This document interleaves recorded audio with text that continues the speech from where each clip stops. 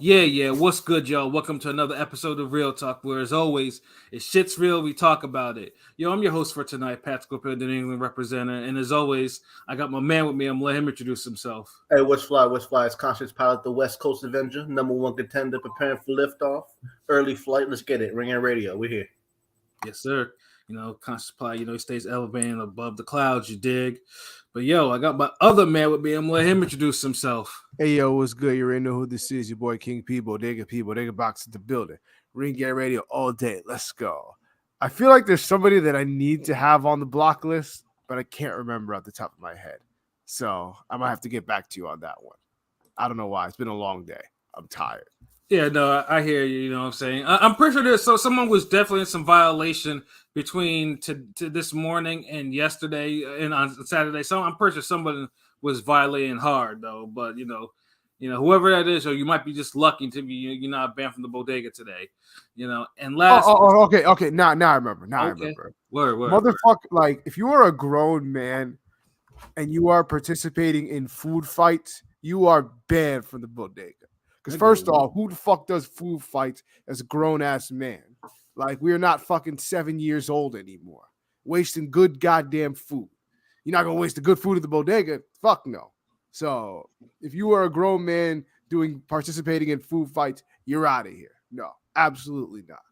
Man, you know how expensive food is in these damn grocery stores and shit, nigga? Shit, you shouldn't. Ain't no damn food fights. The fuck, yeah, yeah. Hey, can we extend this to motherfuckers at weddings who be like mushing the cake in people's faces? Yeah, that. Yes. That's a okay, good. I hate those niggas too, yo. It's a waste of good cake. You know what I'm saying? I know it. Wedding cake is expensive. Exactly. Beat your ass. People need to respect the goddamn food, man. We got it good in America. Like, people don't need to be wasting shit. Food fight. I wish a grown ass man would tell me to be in a food fight. Get smacked, shit. But you definitely banned from the bodega. And then last but certainly not least, I got my other man with me. I'm gonna let him introduce himself. What it do, man? El Capitan, Shutterworth the God. Go artist, aka the Soul Wars, the show, the Shutterworth, the God. You already know Lauderdale Boss, LB. What it do? It's Friday night. It's Monday night, and we here live and direct boxing. A lot of shit popping off. So yeah, I'm gonna talk about it. So let's get it. Sir.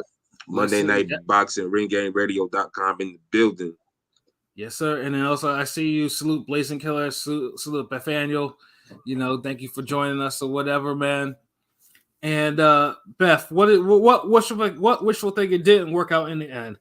Please share in the comments. He wanted Nery to kind of trouble Monster. Oh, you were one of I'm those. recalling correctly. Oh, you are one of those because I'm definitely gonna get into that because. I swear, boxing Twitter is so toxic sometimes with some of this, and I'm going to go into some of that.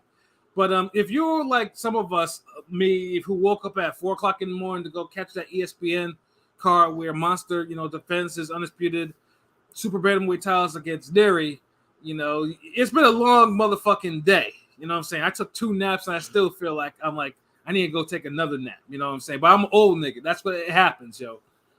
But this morning, man, Monday, one of the faces of boxing. I know, that, and I'm sure I'm saying because that's got pissed some of you motherfuckers off that don't like that shit.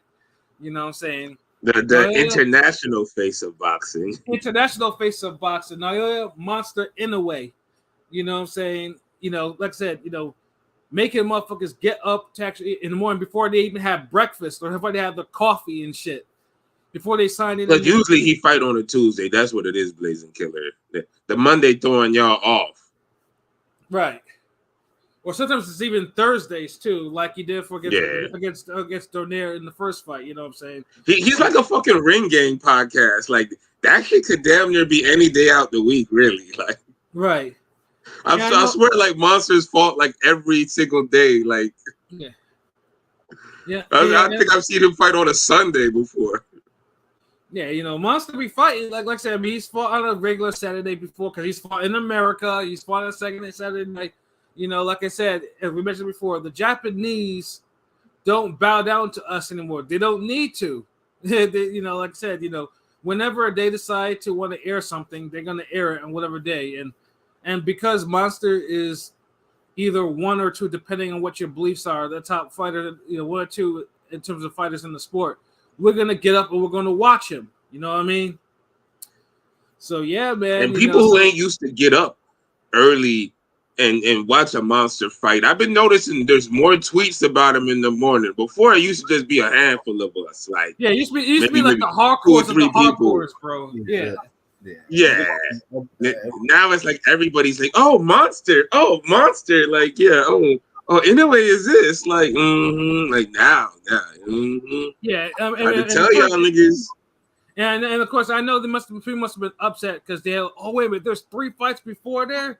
Oh geez, you know, the motherfuckers was there. Yeah, there was some complaints about that, but I mean, the fights themselves were not that bad. I mean, Monster's brother Takuma got knocked down in the first round and then got up to whoop ass, you know, for the rest of the fight, winning a clear decision. And you know, Jason Maloney, you know, was getting outboxed, you know, for pretty much, I'd say, a good half, maybe 60% of the fight. Staged crazy rally in the final round. You know, damn near almost had Dude just probably 2 more punches to have Dude completely out on his feet. You know, but it wasn't enough.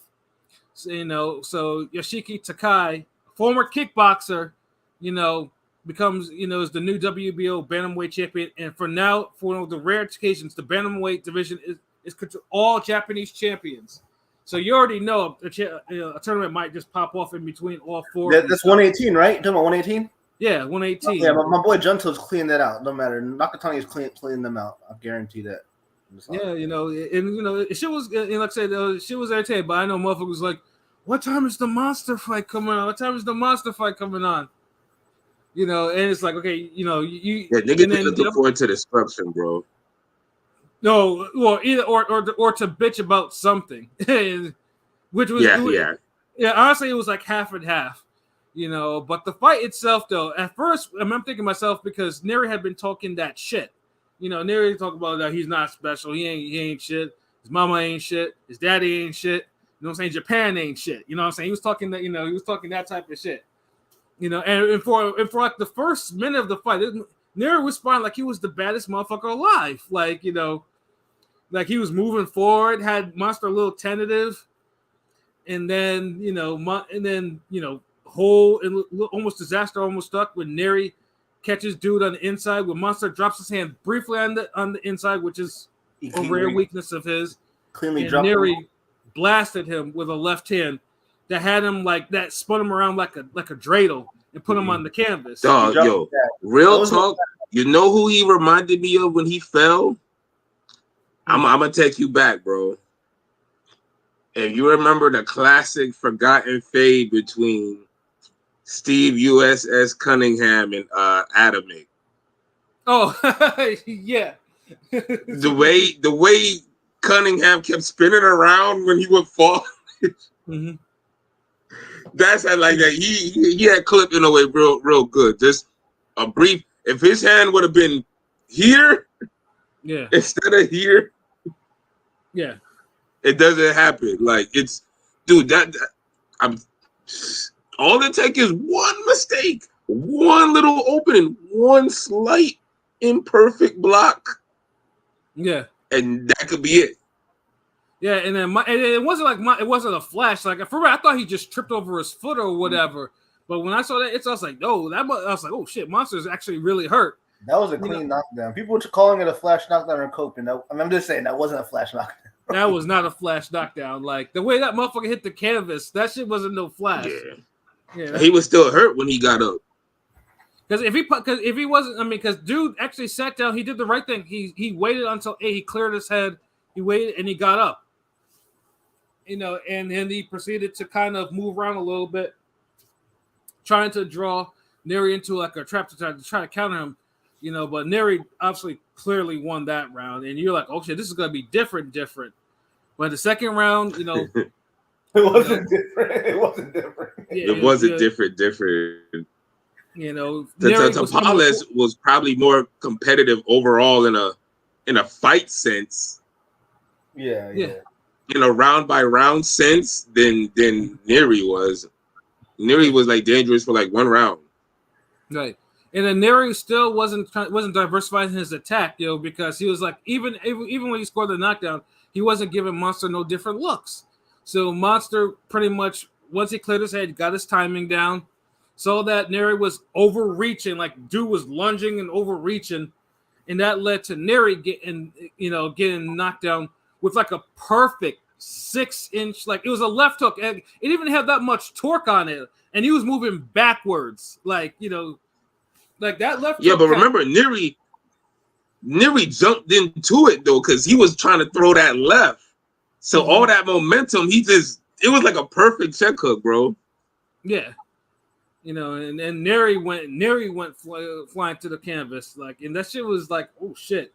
Okay, they traded knockdown. So anyone who betted on both fighters going down on FanDuel or DraftKings, you probably won a pretty penny for that. You know what I'm saying? But then after that, Nery got pieced up. I don't know what Nery thought he was doing, but he said, okay, I'm going to take these straight right hands. Like, no defense. The jab was snapping his head back. The right hands were snapping his head back. Nery decided to go straight out caveman. Like, not everyone is like Martirosyan and it's going to be like, oh, yeah, we're going to trade these hands in close corners like that. No, Monster, all he did, he pieced him up in mid-range and just did what he had to do. And then when Nery got him in the ropes again, 2 left hooks. And the second left hook too, like you could tell, like when they did the instant replay, you see Nery's eyes. Nery's eyes he was KO'd. Like his eyes were just like they're like fucking pinballs. Like when he got dropped again.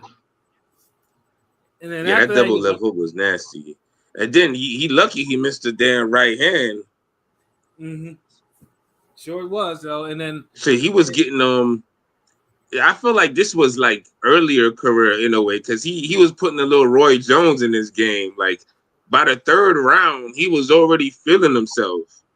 Yeah, taunting him, telling him to come on, like he's, I mean, and truthfully, I think Monster realized he got Karras in the 1st round, but once he felt like he got the timing down, he started, dude was Roy Jonesing it all over the place. You know what I'm saying, daring him to hit him.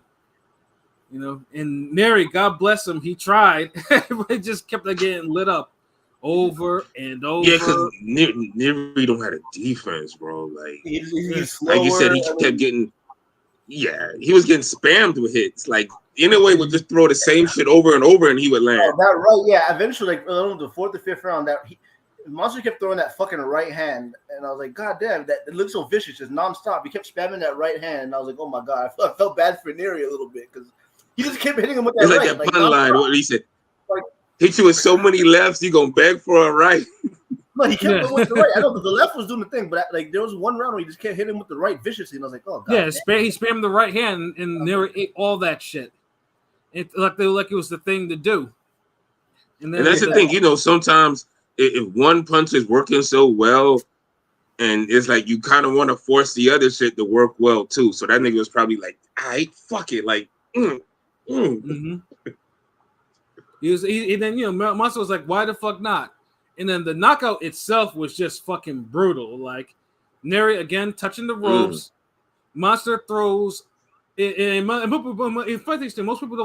people don't see combinations like this. Monster threw a right uppercut and then a right hand right after it, like both hands, like swift motion. Nery fucking went down like a fucking puppet that had his strings cut. Like that dude, like the way his neck kind of like, I was like, damn, Monster decapitated him. Like, yeah, like bro was lying on the bottom rope, like, and the referee was just. In fact, the referee didn't even body count. The referee looked at Monster, looked at Nery, and just waved that shit off. I mean, yeah, Nery took his mouthpiece out. No, Nery after he sat down, he just took his mouthpiece out. I was like, yeah, this is a wrap. He took his mouthpiece right away. I was like, yeah, it's over. And I mean, what else could he do?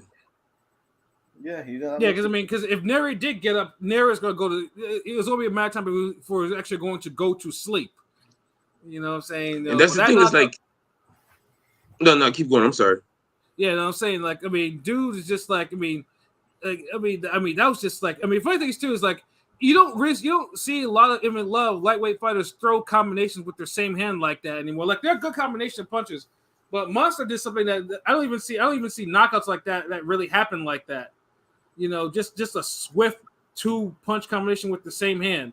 Like that was a rare uppercut and a straight right. Like who does combinations like that? Oh, I give you that. I'll give you that. And I'm always going to remember because we practiced it earlier that day. And then my sister, we talked about it like I think yesterday. Montiel, when he fought Jamal Charlo, landed that punch in the later rounds. He would hit Charlo with a fucking uppercut and a right hand with the same hand.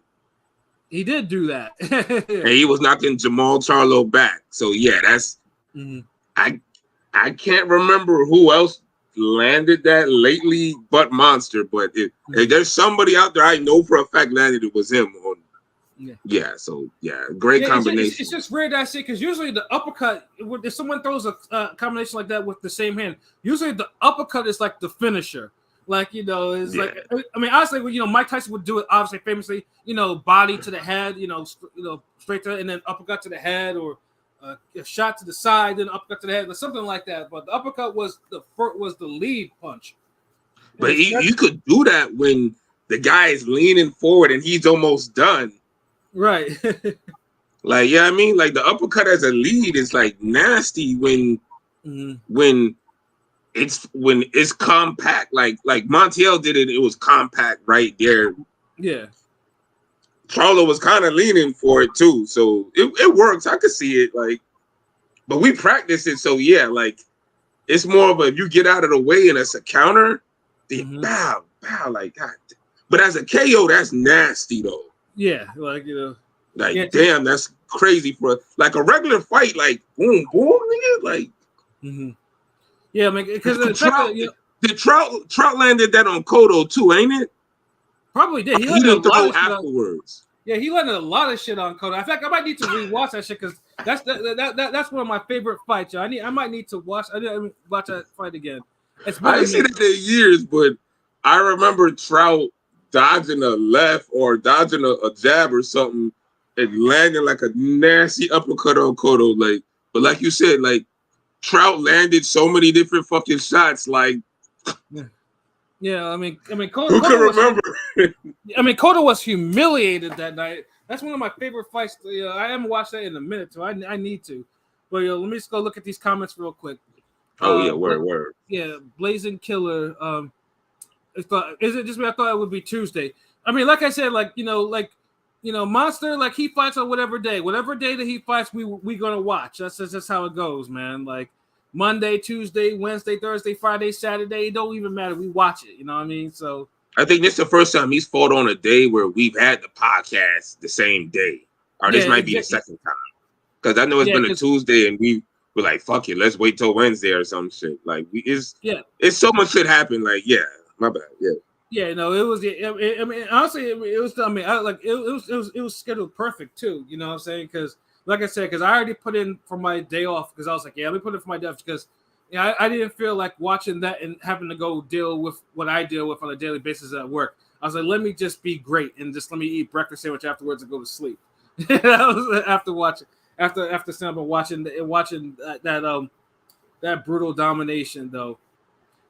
Anthony said, I had this fight with Canelo versus Jaime closer than most people rewatching it.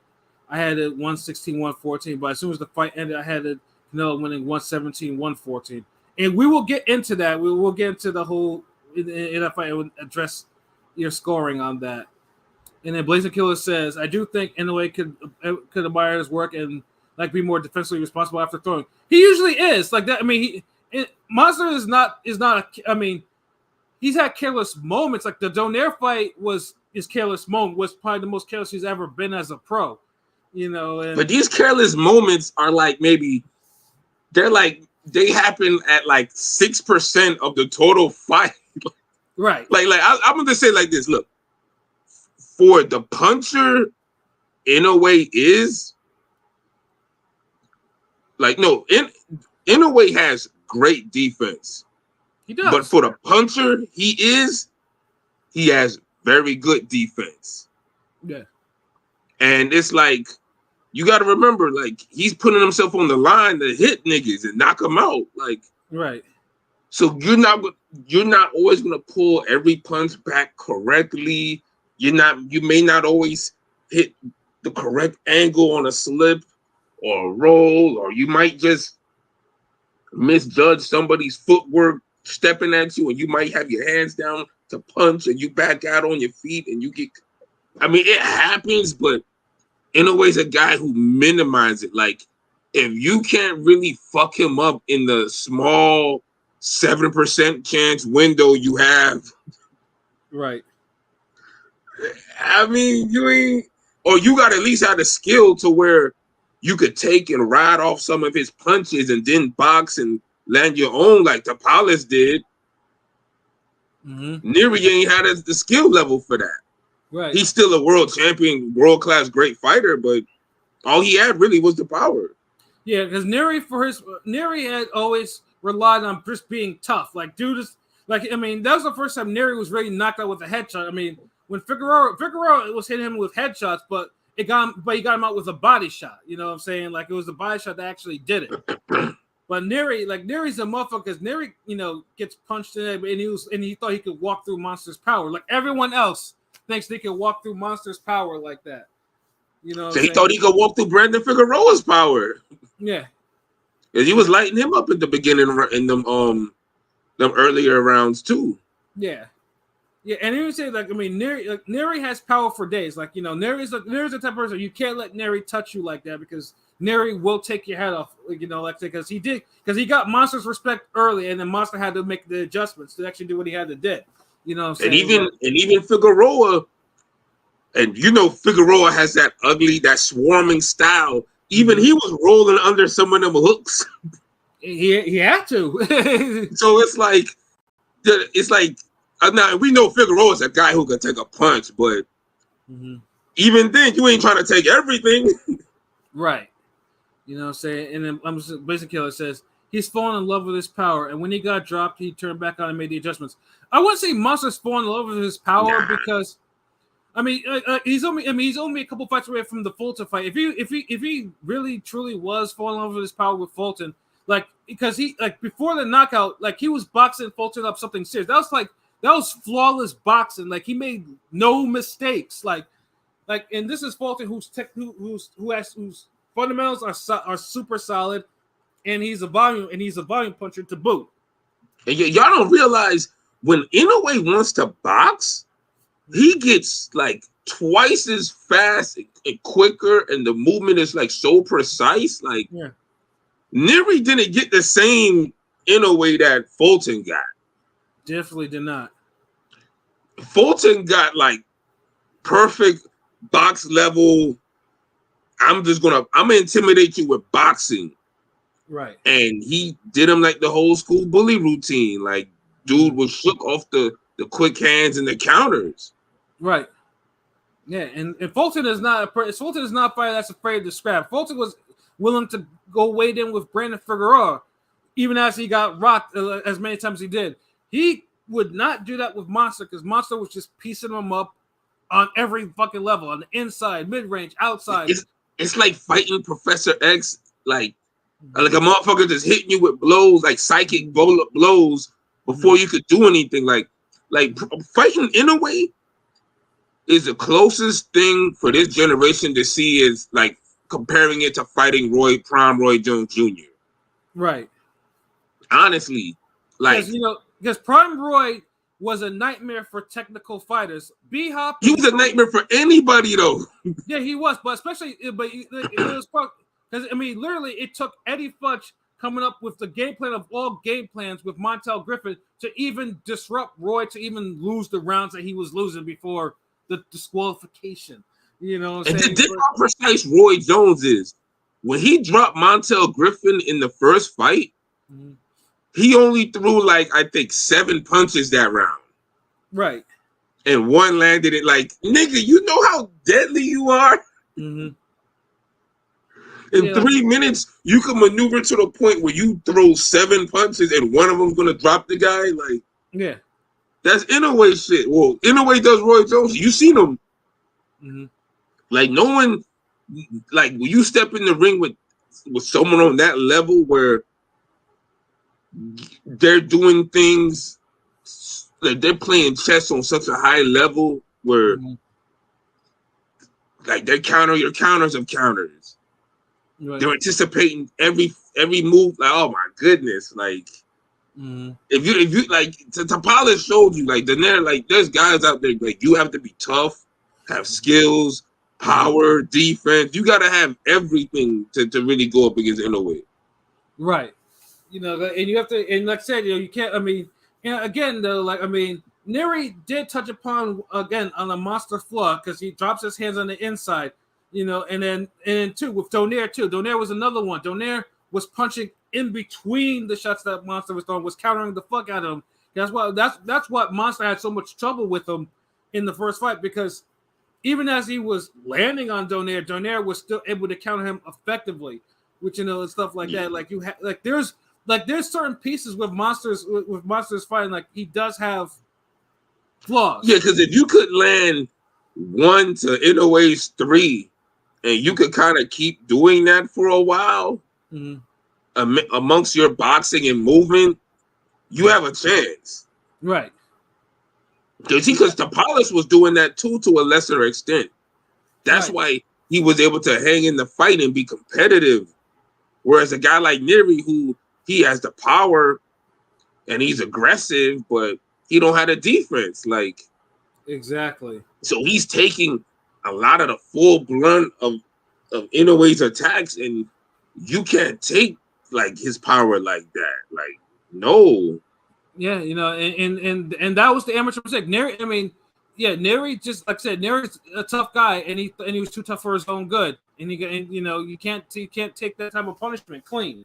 Like, you know, and he had enough. And so, I mean, and funny things too is Nery at the end of the fight, you know, because I mean, one thing, it's rare to hear Japanese fans boo, but they booed that motherfucker in the ring. Like, by the end of the fight, he was out there slapping hands like, you know, like a Shawn Michaels in '95 and shit. They get, like, you know, like he was out there on some babyface shit, like, you know, and they were cheering him too. It was like, you know, I guess the Japanese crowd was satisfied with the ass whooping he got. That's what it was, yeah. Because you see, we cool now because you got punished, like, you know what I mean, like you sound like 95. Yeah, you know what threw it back. That's, you know what I'm saying? You said Shawn Michaels 95. You know what I'm saying? And honestly, I mean, Nery, there's, but the funny things too, now with what Nery becoming the first man to drop Monster, it seems like the rest is now obviously going on to boxing Twitter, and you see how toxic boxing Twitter is. It seems like, I mean, number one, Top Rank themselves are kind of guilty of this. Top Rank highlighted the fuck out of this knockdown. Like, there's like 3 or 4 different videos of dude, they promote the wrong shit, son. Like, yeah, I was like, what the fuck? And I'll see that from the ring side, from, you know, regular view, close up view. Like, are you kidding me? And this is all Top Rank. Yo, Top Rank be acting like that one promoter from rap shit, the one that when they was on tour and he would, like, promise him one thing, but then he'd be like, all right, y'all in this, like, Motel 6. Oh, no, the light skin dude? You know what the light skin dude? Yeah, the light skin. Like, yeah. Like, they're like, yeah, we gonna promote your fights. This nigga be winning, like, knockouts, like, left and right. But the minute he get dropped, that's when these niggas is like, okay, yeah, retweet. Everybody was retweeting it, and, you know, all the fans are called, you know, the fans are justified for around, those haters, I guess you'd call them. But I'll say this though, like, and maybe it's because of who Fulton is, or maybe there's a racial, it's an underlying racial element. But nigga, there is. No. It's another angle I'm gonna come at you with. Oh, okay. I mean, no Diddy, bro. But like, TikTok, for example. I posted up the damn Fulton KO when it happened. Right.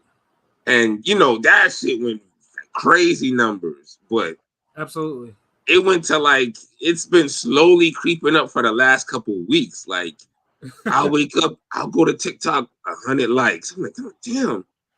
I've seen that shit go from maybe 124,000 views to like right now, like I think it's like 168 or some shit, bro. God damn. Look, dude, I just looked into TikTok right now, bro. 208 fucking likes. God damn, yo. You know what I mean? And let me see.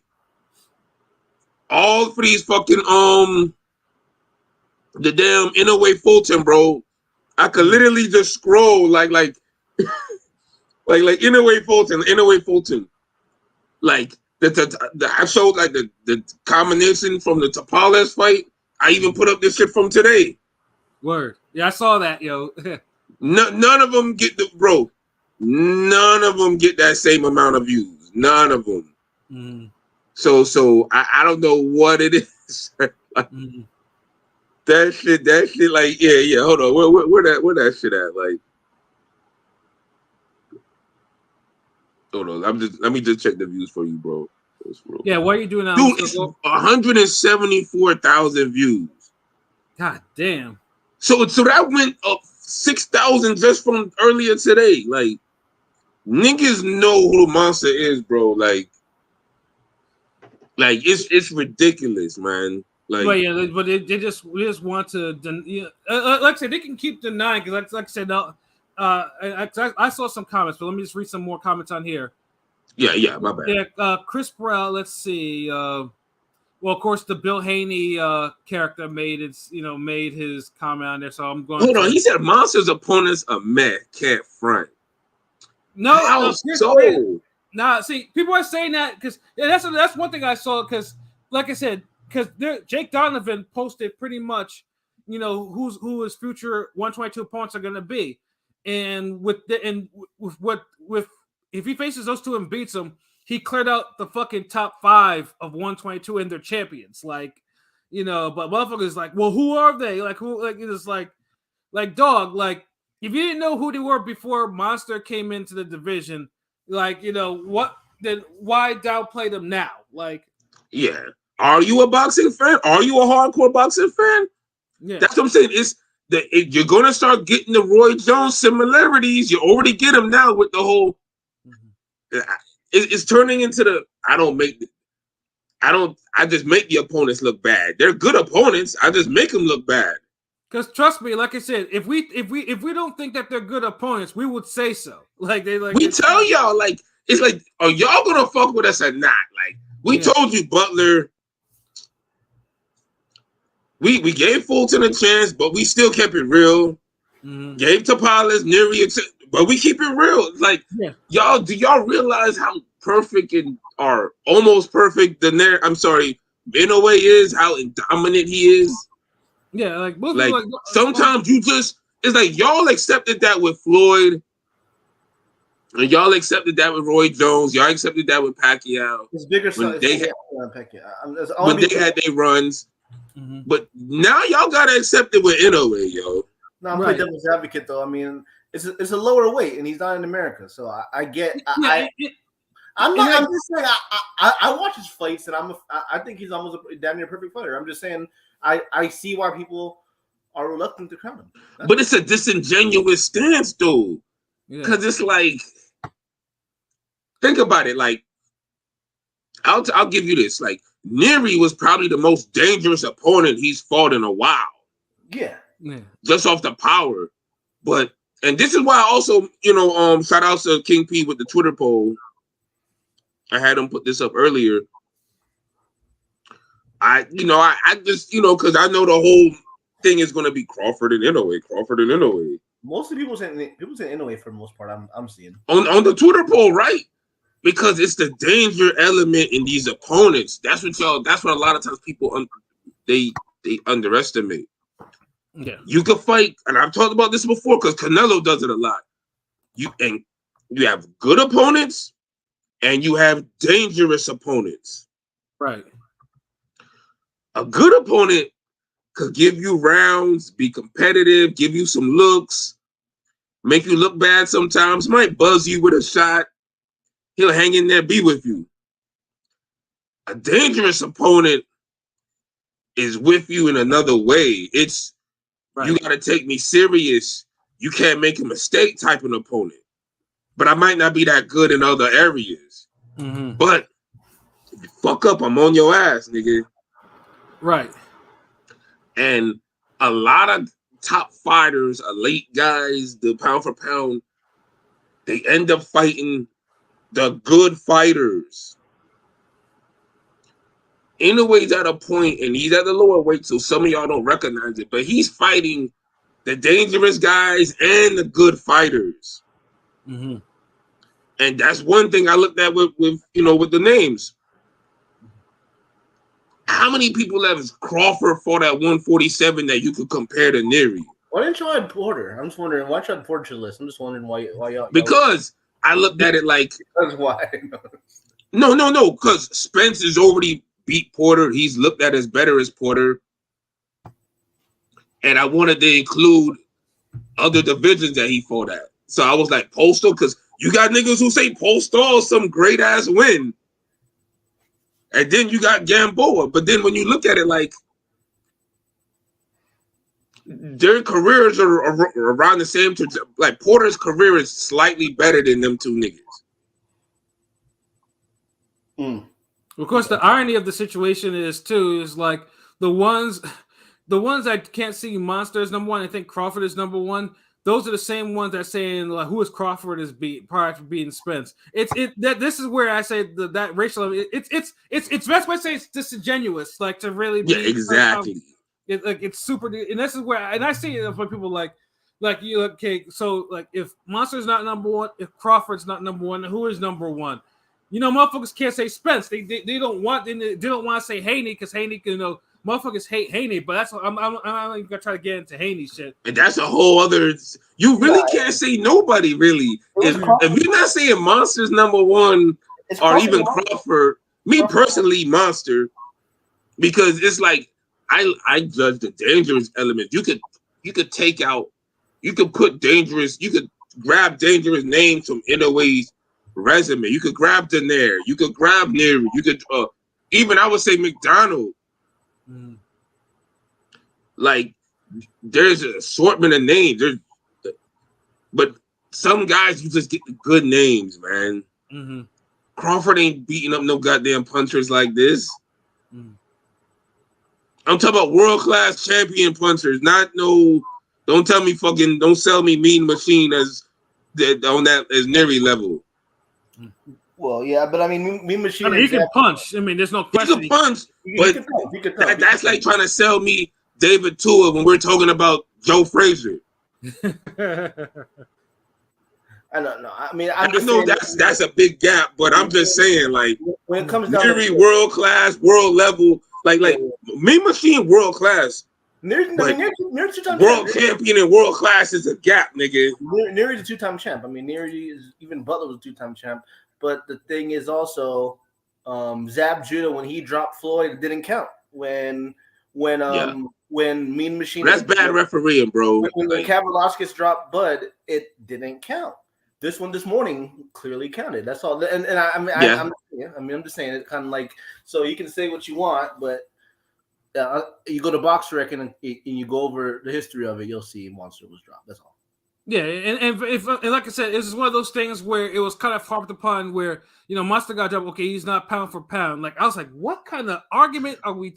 Like, what are we talking about, people? Like he got dropped. Like a lot of great fighters get dropped in the career. Muhammad Ali got dropped by got official knockout count against Chuck fucking Wepner, that wasn't even really knockout, but he got one. Like it's like motherfuckers think like and they focus on the one moment instead of the adjustments that he made to whoop ass. After. I mean, you gotta evaluate how he got dropped and who did the dropping and what happens afterwards. Like that's how I kind of judge it. I mean, does a guy handle the situation? Mm-hmm. Does he get hurt repeatedly afterwards? Who dropped him? is this a light hitting guy who did he get dropped by Sander Martin or Curtis Stevens? Like who which left hook did he get dropped by? Like it's all of that shit, and I don't see how it's a negative in a boxing sense. That look, hey, nigga, you got your defense has to be perfect 100% of the time, and right. We want it to be, but we know in life, and if you box enough, if you train, you know you're not gonna be perfect 100% of the time. And this is coming from the boxer who's almost like really the most perfect boxer. Yeah, I mean every fight. Floyd, even Floyd in his prime got tagged by Emmanuel Augustus more than he liked. Roy Jones. And honestly, let's be honest. A lot of these niggas, Crawford and Floyd, these niggas done got tagged a lot more than Inoue in their career, bro. If you was to look at the first 26 fights,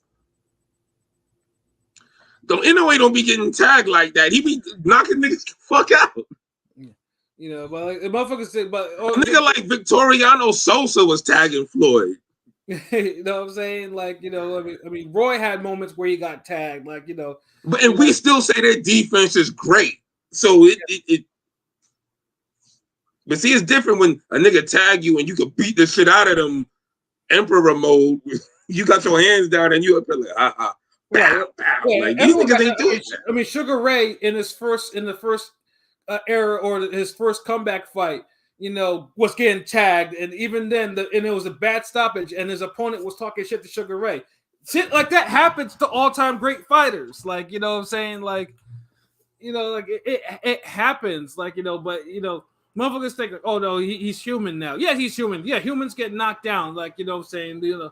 Even Superman has some hard fights, nigga. Jeez. Yeah, I'm saying, like, it's like y'all don't remember Doomsday? Like exactly. Like motherfuckers just honestly be hating. Like even now, like, Jake Donovan's like, okay, Jake, tell him, like, and Tom Gray and all of them are like, yeah, Monster's doing things again. He's doing all-time great things. Well, it's 126 or 130. That's what a real competition is. Or Tank, people bringing up Tank again. Like, Tank should not be brought up in this scenario. Tank needs to just fight Frank Martin and just go on. Yeah, Tank got his hands full. Like, I feel like there's so much shit and fuckery surrounding Tank right now, and it's crazy because this is his most serious fight in a long time. Like, I honestly feel like Frank Martin is his toughest fight since the damn Mario Barrios fight.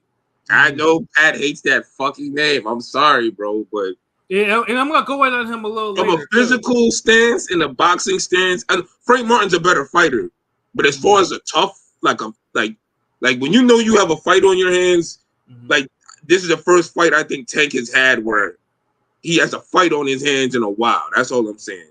Especially with all this fuckery. Jeez.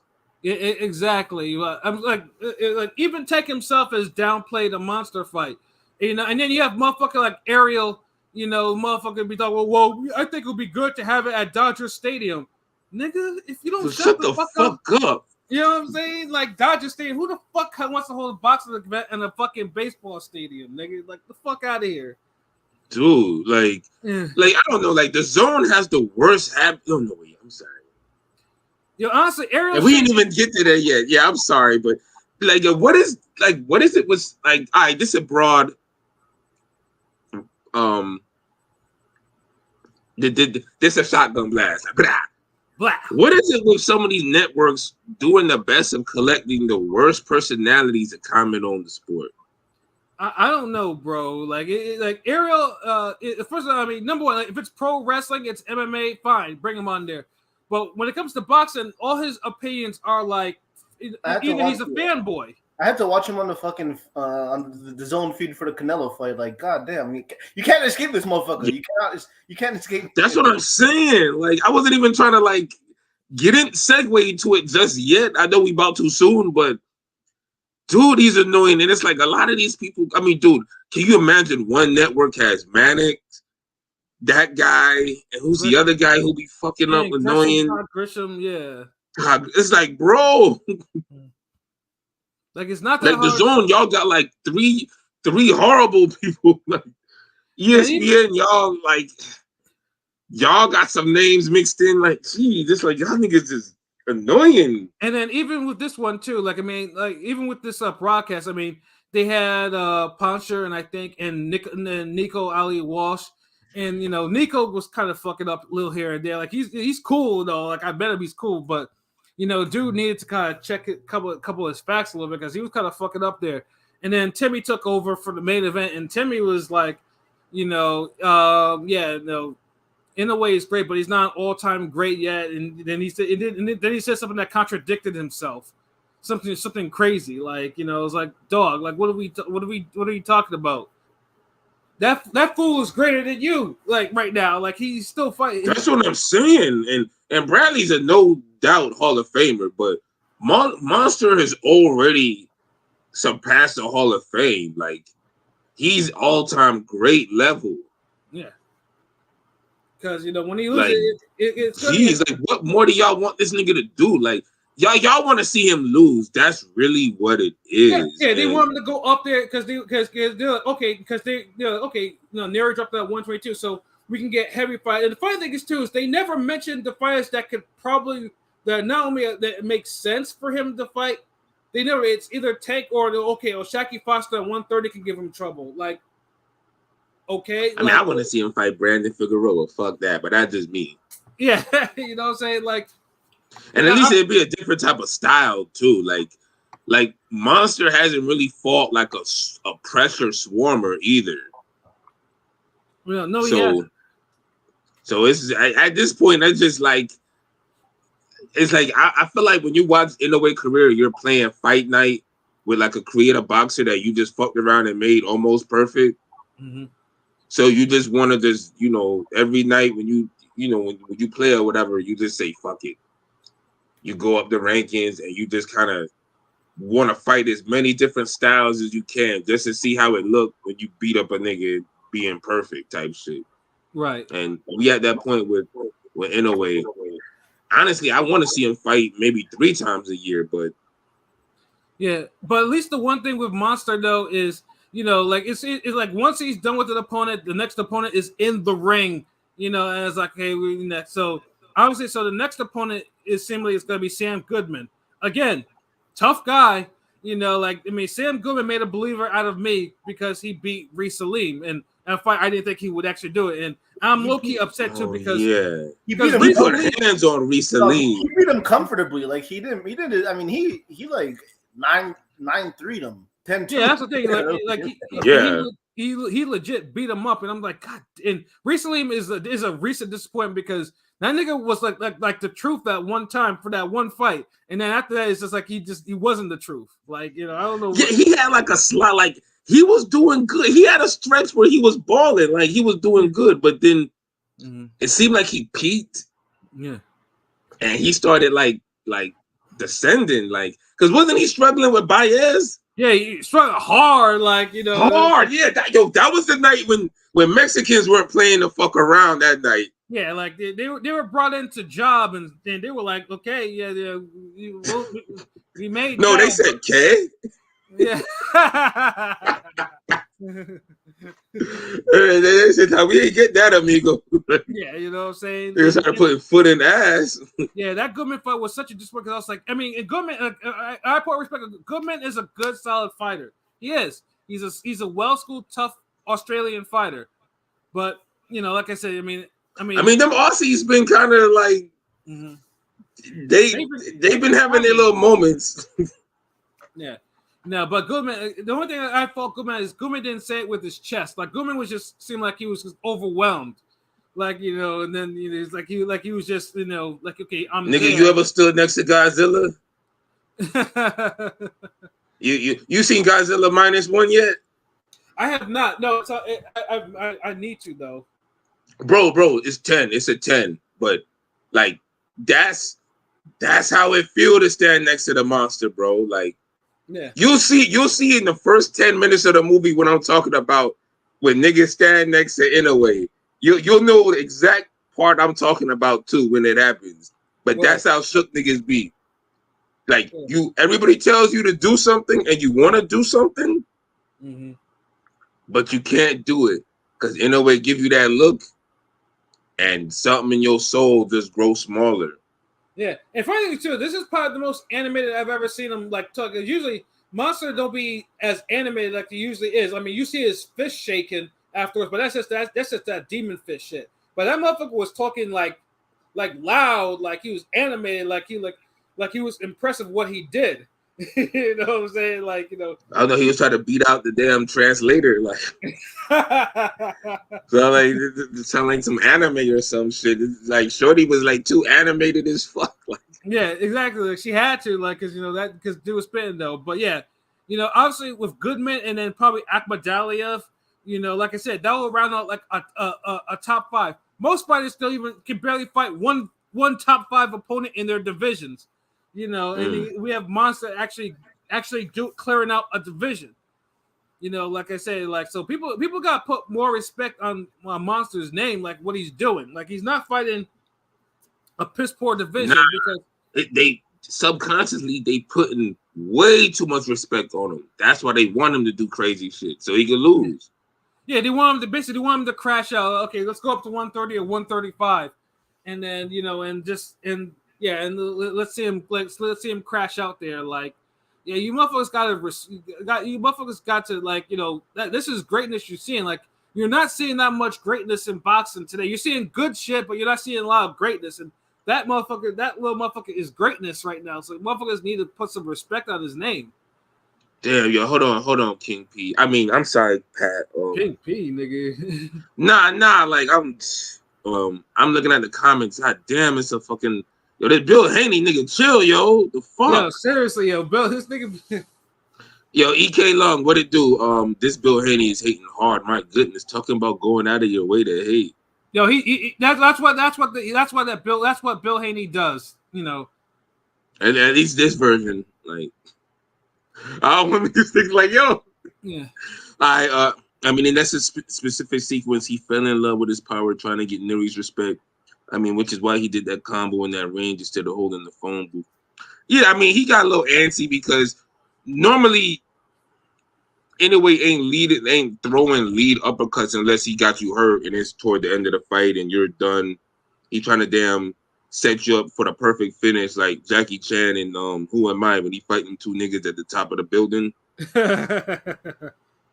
If you fuck with that, if you know, you know. Hey Rob, what it do? Cuz what it do? Salute. God damn. It's a lot of motherfuckers. Anyway, he's a true student of the science of boxing. He needed that first round knockdown embarrassment to motivate him to raise his game to the next level, just as the broken orbital bone did for him. Yeah, I feel you on that. Like he knew he fucked up. Mm-hmm. Let me see. Man, Wolves putting on a fucking defensive clinic. Oh damn. Basketball. Jesus, Bill Haney. My goodness. Hey, Bill Haney, man, you gotta drop something in the motherfucking super chat. All this goddamn I'm saying, right? You know, like put something on here, bro. Like, for all of y'all listening right now, you see that banner, right? Like, we got super chats. You know what I'm saying? Like, we work hard, yo. Like I said, you know, if you want to bless the super chat, because you know, we just spent almost 50 minutes. We dropping some, you know, some real talk, you know, on this Monster and Nery fight, man. We're gonna drop some more real talk about Canelo and Munguia. So yeah, especially for you, Bill Haney, like you really got our chats chatting tonight. So yeah, I'm gonna need you. Yeah, bless our chat, yo. So bless our supers, yo. Oh, hold on, yo, Blazing Killer. And see, Blazing Killer, you're making my point for me. Prime Pistol. I know what you're talking about. As good as Nery, Postal, Spence. Look, Spence is better than Nery. We know that. Mm-hmm. But this is the thing. Postal and Nery, they might be equal. Mm-hmm. But who's more dangerous? Mm-hmm. All I'm saying is Crawford has a lot more good names on his resume than he has dangerous names. Mm-hmm. That's the point I'm making. That's why when you put Nery, and Fulton on the list, and then you put Spence, Gamboa, and Postal, people look at it like, damn, you got one list has two dangerous fighters and a good fighter. The other list has two good fighters and a dangerous fighter, or they're both on the same level. Mm-hmm. Like Spence is somebody who's dangerous and good. Gamboa is too. Like Postal is just a good fighter. Right. And Postal was a world champion, right? Sure was. Exactly. So same as Nery. So if you want to, you got to be some semblance of good, right? Mm-hmm. So world champion, but one is more dangerous. Mm-hmm. I haven't seen Postal look dangerous since he had that damn who he knocked out. There was somebody he was beating the shit out of. I mean, there was Matisse, which hurt my heart watching that. That's who it was. Real quick, salute to No Andrew. wonder this nigga got quiet because I couldn't even remember. Like, Salute to Andrew with the super chat for $13.99 Canada dollars. Appreciate it, family. oh, boy, goddamn, I didn't even know Android in this motherfucker. Hey, salute. Hey, what up, cuz? Like, damn, bro. See all this like, Jesus. Like, I check it. I finally got to his fucking, hey, checking in. Yes, area was sort of out. Yeah. Grisham is the woe. Yeah. Mm-hmm. Oh my God, this nigga said Shuttleworth related to Quan Chi. Like, y'all got to get new jokes. Like, Yeah, we've had that before. Yeah, yes, I'm related. Yeah, to Joshua Quan O. Chi. Salute. Yeah, I see you, Joshua O. Damian Anderson, Josh, and Adonis Creed happened in Dodger Stadium. Well, I mean, I bet you in Creed 4 now there's gonna be a turkey roll in there too, saying they're gonna take them to Saudi Arabia or some shit. Oh Lord, don't please stop. Don't. Hold on, he said Nery said fighting Inoue was like fighting a wall of mirrors. So hold on, this was like Enter the Dragon that the boss. Fighting a man in a room full of mirrors. Damn. Oh yeah, salute Android again for that. Android for the super chat. Yeah. You forgot it was almost here because Bill Haney damn keep fucking spamming this motherfucker. Like, yeah. I just want to hear opinions on Inoue at 130 to 135. Not gonna lie, I thought Inoue would do well at those weights till he got dropped by Nery. I just don't think them heavier classes letting him off the hook. And they won't, like, bro, y'all gotta remember, look, I've been watching Inoue's career from the beginning. This dude was at 108. Yeah. He used to be on Roman Gonzalez undercards. Fact. Y'all want somebody like, look, Pacquiao is like top 25 of all time, like off the weight jumping alone. But y'all can't look at every little Asian nigga to do that shit. Right, exactly. Like, bro, like even Daenerys couldn't do that shit. Like, y'all be forcing all these Asian cats to be Pacquiao, and it's not gonna happen like that. Daenerys are all-time great if you want to be honest. Yeah, and Daenerys tapped out at 126. You know what I'm saying? Like come on, like, bro, like y'all thinking.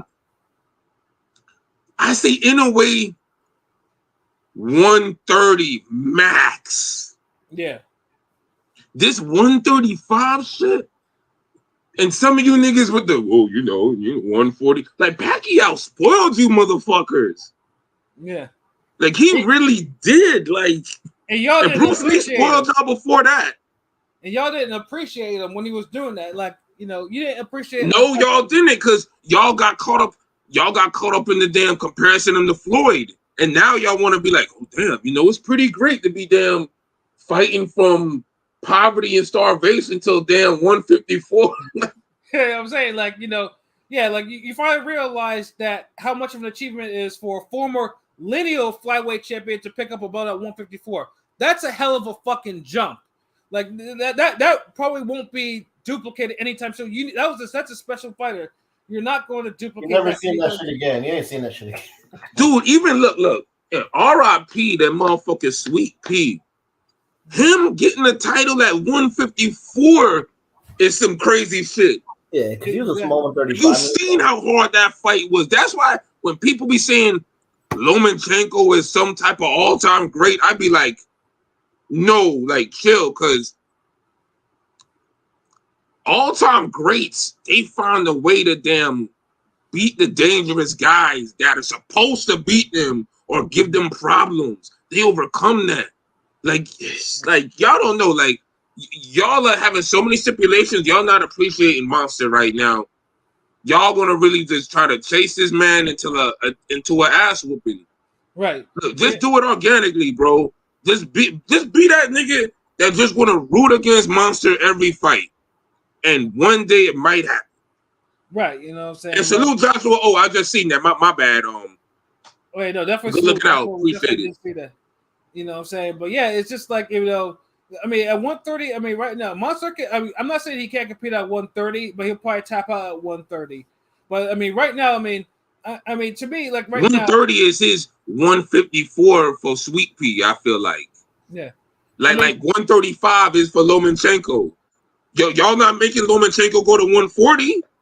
I'm saying, like, or 147 for God crying. Yeah, like, y'all don't want to see a Tank fight? I think a Tank Lomachenko fight is still good. Like, what the fuck? Yeah. Yeah. Tank got so many good fights, and y'all thinking about a fucking Inoue fight. My goodness. Yeah, and like I said, I mean, like I said, 126 has names for Monster to fight. Like once he's done, like there's some killers at 126. Y'all just know, just for whatever, y'all just don't even want to say their names or don't know their names for whatever reason. Like, you know, he doesn't need to go up that high to actually find someone to fight. Like there's some motherfuckers that can give them stylistically some issues too. Yeah, it's just at this point, I know people just want to see Monster fight more. Like, yeah, that's the only complaint, really, especially because he's bringing that Tyson excitement. Like, people know his fights are going to just be like maybe a handful of rounds, and they're waking up to do it, bro. That's face of boxing type shit. Yeah. Even if you're thinking he's not a face of boxing because he's making motherfuckers wake up before, you know, they have to drive their kids to daycare or some shit.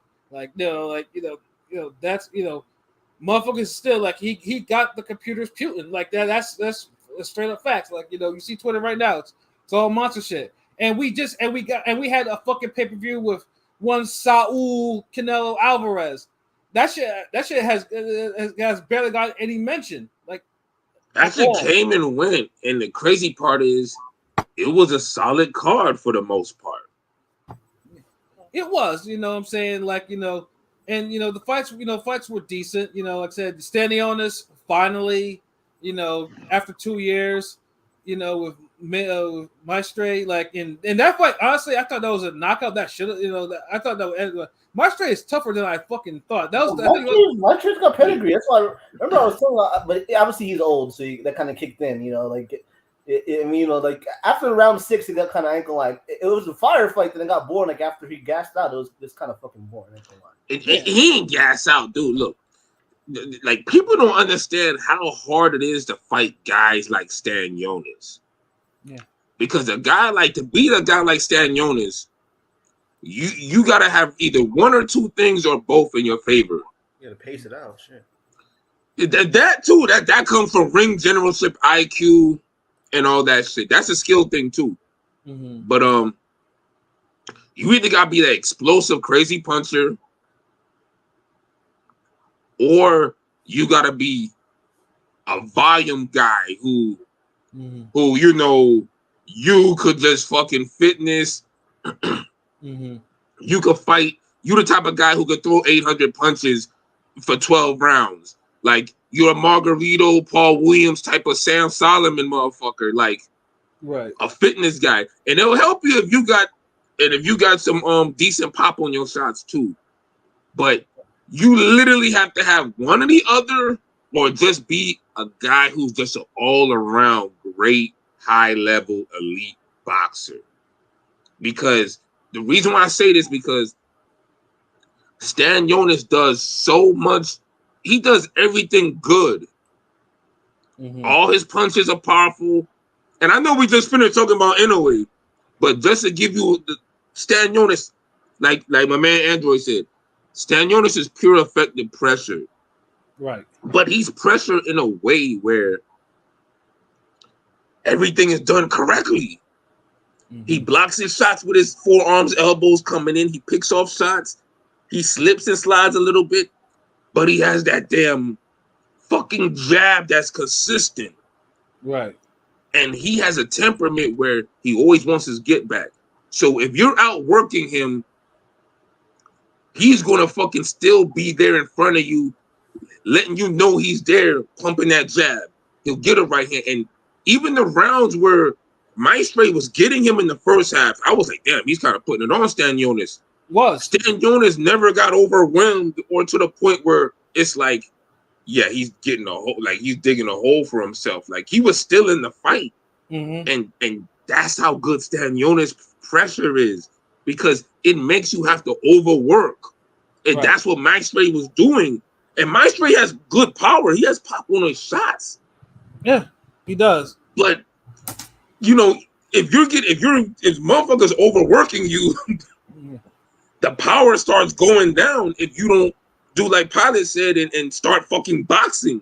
Yeah. And Maestre kind of got sucked into that fight with Stanionis because he had success with it.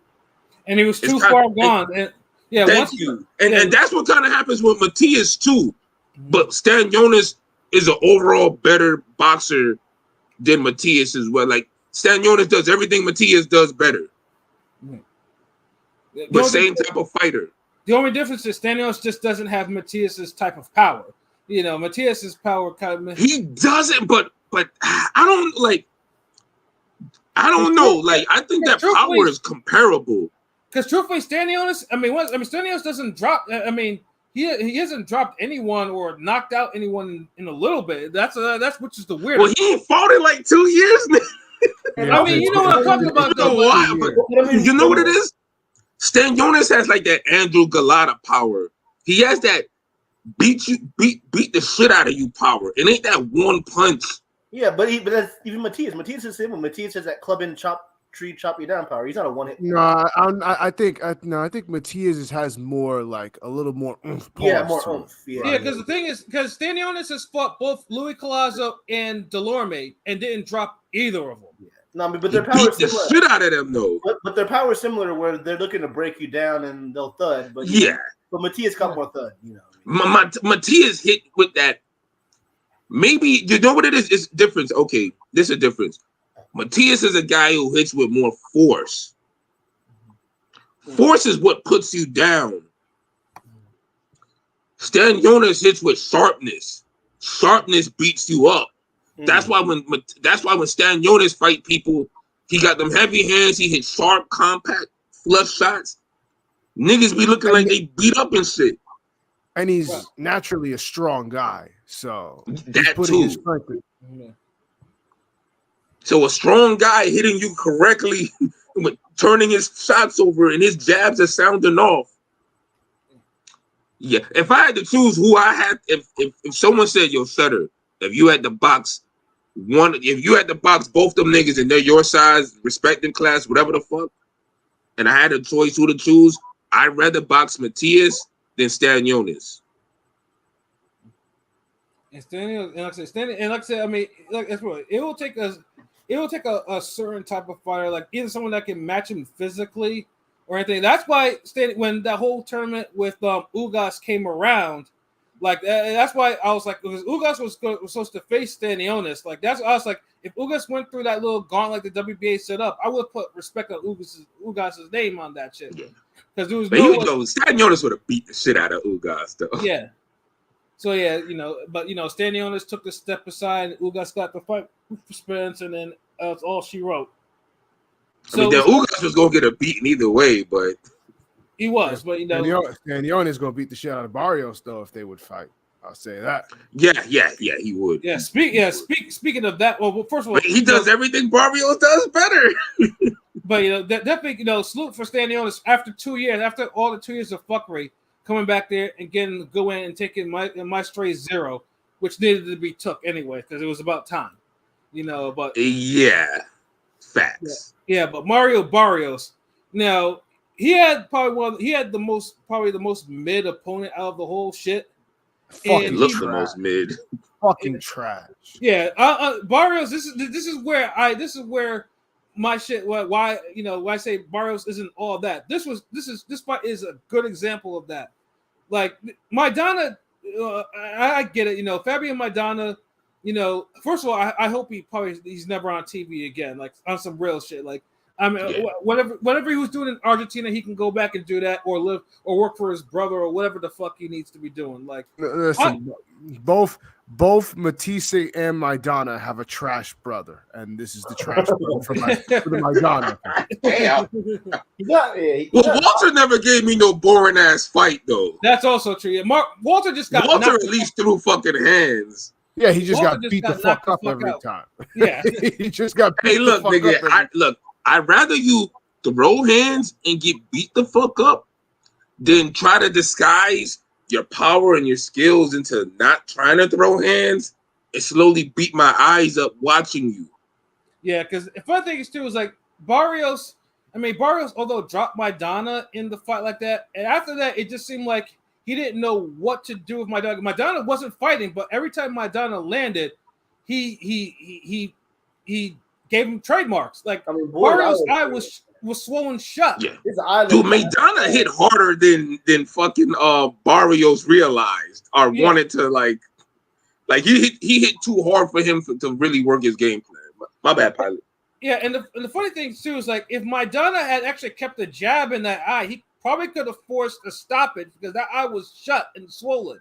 These niggas were afraid of each other. Let's just call it out. Yeah. Like Fabian felt the right hand because that was a good fucking right hand. Yeah, that was the right hand that dropped him. Yeah, dude, that shit was like sharp.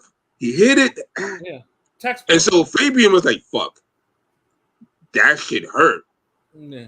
But then them counters had Barrios like, "Fuck you," like he a little scrappy when he wanna be.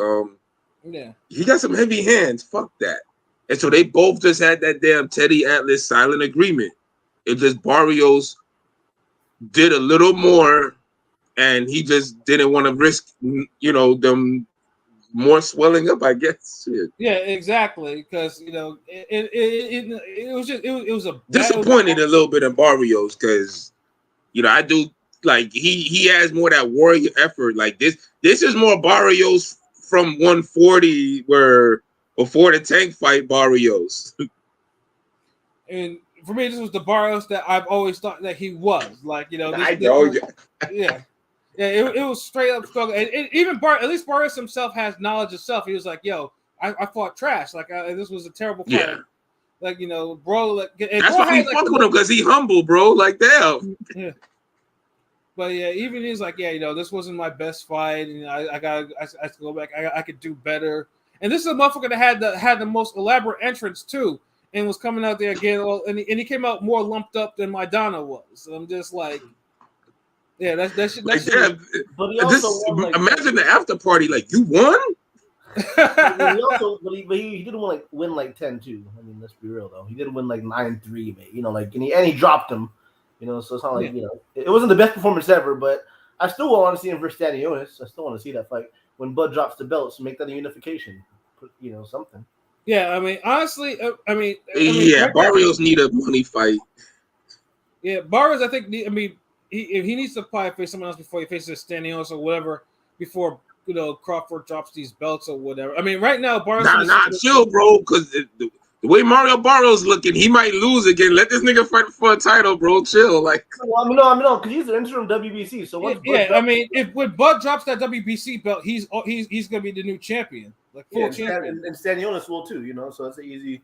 And it sucks for Ennis because Ennis was supposed to clean that shit up, but PBC didn't want to. He got his belt though, still. What I'm saying is he ain't gonna fight those guys now. He ain't gonna unify. No. The great Eddie Hearn promised he's going to get Ennis the biggest fights. And on top of that, too, we're in the Saudi boxing era, so everything is possible now. Yeah, we can, nigga. We might fight these niggas soon, bro.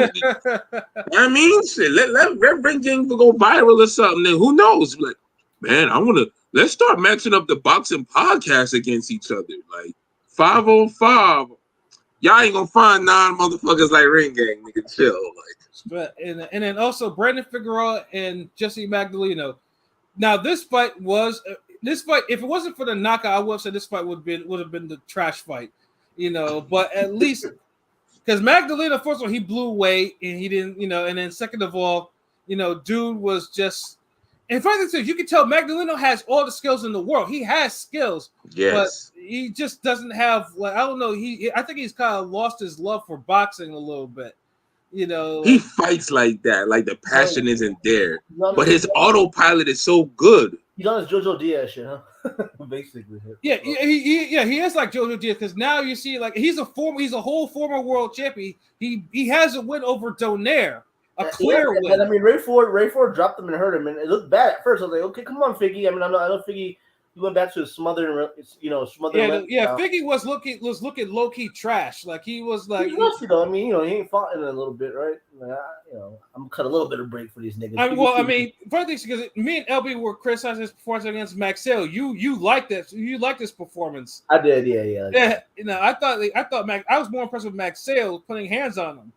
You know what I'm saying? But you know, but at least Figueroa, but the buzzer beater liver shot knockout though was beautiful though. That shit was dope. You know, because it was like it took him a while to get to that body shot, but once he got to that shit was a wrap. You know what I'm saying? Figueroa would be good for some body shots though. Hell yeah. Like Fuck that. I still want to see him fight Inoue, man. Make that fight. God damn. Yeah, exactly. You know, and in fact, no one ever brings up his name. No one. Honestly. We gotta maybe just talk about that matchup or make a side video or some shit, but because no one talks about that. You're right, no one talks, and it's like it's the obvious. They got the common opponent. Yeah. And it's a different style too. Like, I mean, even names like Lopez and Shushu character are brought up, but Figueroa for whatever reason. On boxing Twitter or no one brings him up as a monster opponent. Well, Top Rank has a lot of real estate at 126. I mean, I want to see Figgy. I wanted to see Nery in monster, so I want to see Figgy monster. But the thing is, obviously, Inoue is gonna fight most of the guys that aligned on PBC. I mean, on Top Rank, ESPN, and that's Venado Lopez. That's the guy BC lost to maybe, but I don't know if Monster wants to fight that 6'1" fucking featherweight, I mean, it's all good. It's all good opponent. I mean, but Figueroa is the most known of these fighters, and he's the most. I feel like you could really promote if you thought you promoted a Fulton fight big time with Inoue, a Figueroa fight is bigger. Then you got, first of all, the common opponent thing. Both can make an argument that they beat Fulton. There's one guy unofficially. Yeah. So you had that. You had the whole Mexican fan base you could bring in with Figueroa. Mm-hmm. The whole pretty boy shit. And then what's his name? Barrios winning though, ain't it? Like, ain't he got that nigga's sister now? Like, yeah. So that's what was on his mind. Like, yeah, we get it. So I think he seated her up and everything, wiped her up and got her. Yeah. That nigga seen the Mint video was like, fuck that. She only gonna do that with her brothers. She ain't gonna do that with nobody else. You got any brothers? Unforgivable. Oh man. So yeah, that's that's you could sell that fight. That's at 126. So we have to wait a little bit because Monster's still at 122. And Monster still got some, it seems like Monster might chill at 122 for a bit. So Figgy's at 126, so that's the thing. But that's something they could talk up, dude. Motherfuckers will talk up a goddamn fight at 135 before a 126 that's right there. Right. And I don't care if nobody say Figueroa beat motherfucking Fulton. I don't care nobody. Even if that fight would have been a draw out, I've been cooler. But nah, you can't moonwalk that many times and win. And like I said, I mean. The draw on Figueroa's record is probably a clearer loss to him than the actual loss itself. Yeah, exactly. I feel like if he didn't have that draw, they might have gave him the W. But I don't know. I just feel like that draw might have fucked them in that Fulton fight because it's like. I mean, that draw is the only fight where I was concerned that Figueroa was getting his head beaten. Like they needed to watch that shit. Because he was getting his ass whooped in that fight. Because no one really put everybody put hands on Figueroa, but that fight it just felt different. Like the hands felt like there was winning. Yeah, the hands were effective for once. Yeah. The other hands they always seem like because even the Damien was that Vasquez Yeah, the Vasquez fight. Yeah. He's another dude who's putting hands on Figgy, but the hands are always on some like, hey, nigga, get the fuck away from me. Chill. Like, yo, this pressure is too much. Hands. Right. The other nigga was throwing hands like, nigga, you too open. Hands. Like, your defense is trash. Hands.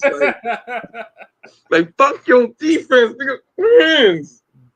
Yeah, and even with all that though, Figueroa hasn't been down yet or whatever, and he's hard to dissuade. Like no one has actually managed to make him really to dissuade him like that, with the exception of Seha, that only fight. But Seha didn't even drop him. So yeah, talk up Figueroa versus Monster. We'll be more than happy to join in those conversations. You know what? You might have to throw Figueroa a title in one of these titles for the videos or something, bro. Like word, yeah. With Inoue, like to make motherfuckers start like get the drums rolling. But yo, my bad, son. I feel like this just let me know that boxing was so good lately. Yeah, well, that I feel like huh? Yeah, boxing is boxing, son. Like it's really boxering, nigga.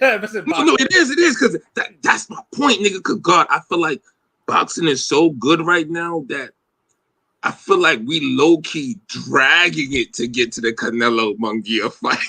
And that's true. And the funny thing is that fight was actually a decent because it was a decent fight, right? Yeah, it was a decent fight. I mean, Munguia won a good 4 rounds in this fight. Like it was a solid 8-4. But my things about this fight, and then the uppercut, Munguia finally planted that motherfucker in the canvas. And I had to admit though, that uppercut was a beauty. Like Canelo hit that shit, and it was a jab, uppercut, then a left hook to the body. Yeah. That was a good little combo. And sat that motherfucker down though. But Munguia though, and you can tell because I was reading Android's I think it was Android's tweet. Because I think that Munguia effort kind of boosted his social media stuff. Like I think he has like 1 million followers, just like fucking Isak Cruz. Like he has 1 million followers on Instagram now because they're like, okay, this is a true Mexican there though.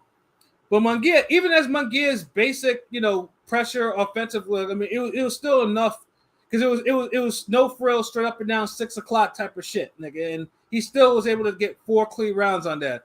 But the thing is, Canelo seemed like he was fighting in first gear, and whooped him in first gear. On top of that, too, because he clearly was in shape. He had more energy than he usually had, and I think at times Canelo even held back from the ass whooping because he didn't want to beat him up too bad. Because there were times I'm thinking to myself like Canelo could probably go for the finish, but that's honestly what it felt like. It felt like he kind of just let him live. Like, because he could have gotten him out of there multiple times throughout that fight. Yeah, because I think too. I think this was. Y'all really think that? Like, this is the same nigga from Ryder. Like, I've seen he couldn't go to. He didn't have that extra gear. I've seen multiple people post theories. Oh, he saved them. Because he respects Mexican boxing. He wants to sign him or some shit. He sees a young Canelo in him. I've seen a lot of bullshit like that. I'm just saying. I mean, I don't know, bro. Like this Canelo we're talking about. There was too many opportunities that were just right there for it to not like. I don't know. It's just crazy. No, there was one. I won't lie. In the 12th round, there was one. Somebody slowed it down a little bit where Canelo clearly rocks him, but he fucking clinches. Canelo initiates the clinch after he fucking rocks him. That was a little weird to me. I ain't gonna lie. That was just a little off. I don't know why he did that. If I think it's too, I think because I would have thought Canelo would want to make a statement because obviously Canelo and Oscar had a war of words and. Canelo was calling him all types of homophobic slurs and utensils this and Maricone that and all that other shit. I thought he was gonna make a statement with Munguia, but I guess because Munguia remained respectful of him and shit like that he probably just let him live. It's like, okay, I dropped you, I'm boxing you up in first gear, you're catching these hands, And I think that was just Canelo just did enough, and surprisingly, it was probably his most entertaining fight in a while, too. Yeah. So the uppercut changed everything. I feel like the uppercut changed everything. After he dropped Munguia, Munguia couldn't get off with what he wanted to. He didn't want to because all he knows is that straight pressure, that Mexican pressure, and he couldn't do that. I don't know. And for things too, and again, like if if Munguia was still with Eric Morales, Eric might have been able to put more of a wrinkle in his game. It's not because, like I said, this was just like the Lomachenko fight. Like he was just, he was taking these punches kind of straight. Although his hands were a little busier, yes, you know what I'm saying. But I feel like if Eric Morales was still training, he could have put a little bit more wrinkles fight to really make it really hot for Canelo. Instead, but like I said, Canelo just did what Canelo does against someone whose defense is not 100%. And but it was an entertaining fight. Don't get me wrong; it wasn't dull by any sense of the imagination. It was a very entertaining fight because Munguia, unlike most of Canelo's opponents, did not stop trying to win. Even as he was just getting badly outclassed. So, again, so it's obviously a great win, and then you get some of the videos you see of Canelo inviting Benavidez, who was there, to come into the ring. Benavidez didn't do that, and that's fine or whatever. But even after all of that, and further things too is, again, I know, most people don't think that highly of Munguia, but Munguia is, he was a decent opponent. He just wasn't Benavidez, So yeah, but it just showed me that if that was Benavidez in there, he beat the shit out of Canelo. Because if those basic ass combinations and pressure got 4 legit rounds, and Canelo never see. This is the thing, like it's a mental thing too. Like Canelo paced himself, right. Like he had to, because you notice he had to do that in the second Golovkin fight too. Another fight where he had to actually throw punches. So he had to pace himself to go that hard 12 rounds. Those moments where it looked like he could hurt and speed it up and throw the combinations, if he does that and it doesn't stop Munguia, then what? Then this nigga tired again and he got this big motherfucker leaning on him, throwing uppercuts and 1-2s. I saw some crazy narratives like he's trying to take Jaime away from Oscar. Oh, this is basically his version of Floyd versus Canelo. Like that's a wild one. Y'all saw that one. Y'all saw that. Yeah, that's wild. It's still crazy to me that this is the first time Canelo has thrown over 500 punches in a fight since the second Golovkin fight. God damn, that's a long time. Like, yeah, that's. I'm looking at some of these. Who's pressured him? Who's fought him like Golovkin's fought him since then? But you would think he would throw more than like. I'm looking at this like. No, I've been saying this. Has this not? Let me ask y'all this: has his anemic work rate not been one of my biggest critiques for like ever since Ring Gang started? Yeah, yes. Yeah, we've always talked about that. His work rate is one of the things. Like we're saying like he's in his 20s. His work rate, like we shouldn't say Big Baby Miller shouldn't have more of a work rate than him. Like that's one of the things that we kept on saying. With or without sauce, right? Yeah, the super soldier serum helped, but yeah. I get it. But yeah, so that's the thing. Like and see. Bivol threw a lot of punches and was aggressive with Canelo, and Kovalev boxed and he fought behind a good jab and was assertive with Canelo. But the difference is the approaches. They boxed more, and they're so much naturally bigger than Canelo and heavier. Canelo wasn't trying to get opportunity. Canelo wasn't trying to exchange with them like he does with everyone else. Exactly. With guys like Golovkin and Munguia who pressure, like they'll box with their pressure, but there's more lean here, there's more come at you.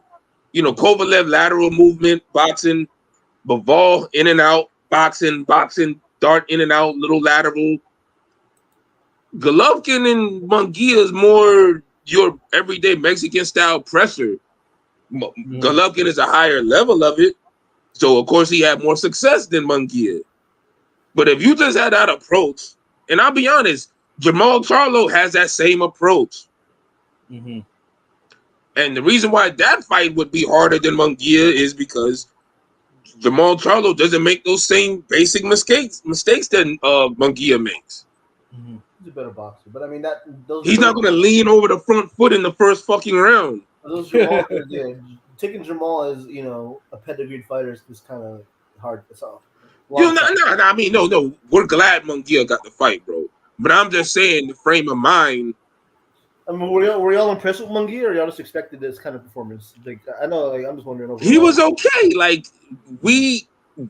Look, Munguia's kind of spoiled on the vine where this was about as good as he was going to look against a guy like Canelo. Who wins? Who wins, him or Boo Boo?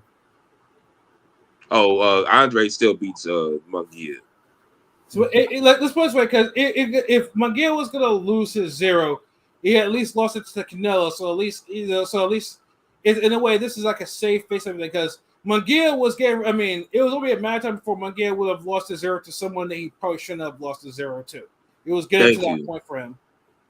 Yeah, because they was trying to be too protective, and it's like you like all his fights that around his weight class, around him and ability, they're all kind of leveled out to where it's like nobody is really a safe fight where it's like a guarantee you'll win. And I think the Derevyanchenko fight kind of showed that, hey, there's no safe fight around you, bro. Let's kind of hold you off until we could get like a moneymaker, a Berlanga or a Canelo, like one of these Latin fights to propel you or get you more bread type shit.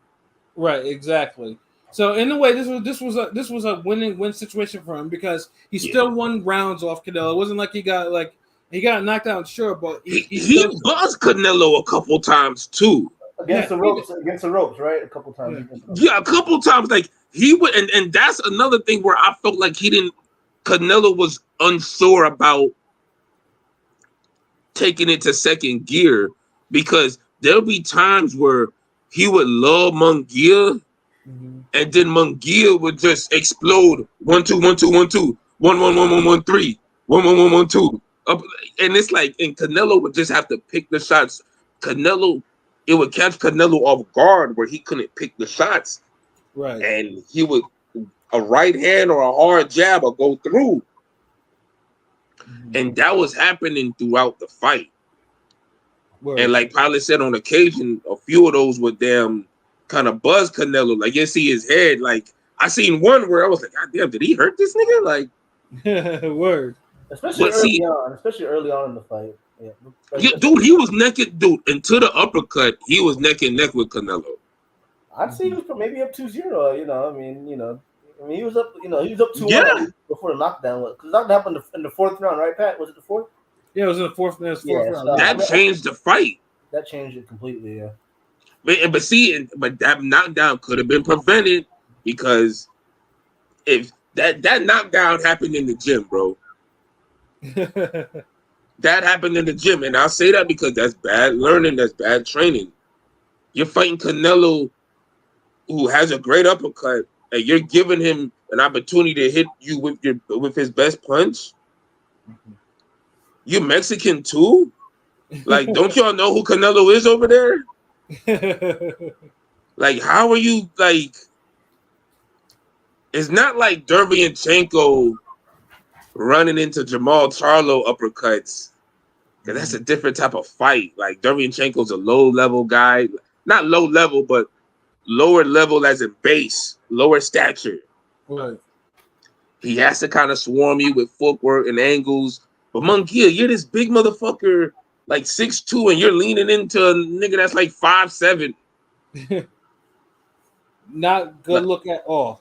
Not a good look at all. And it's little shit like that. Like, it's little, and that's why it's the little things that can make the biggest difference, man. Mm-hmm. And Benavidez doesn't make mistakes like that. Sure doesn't.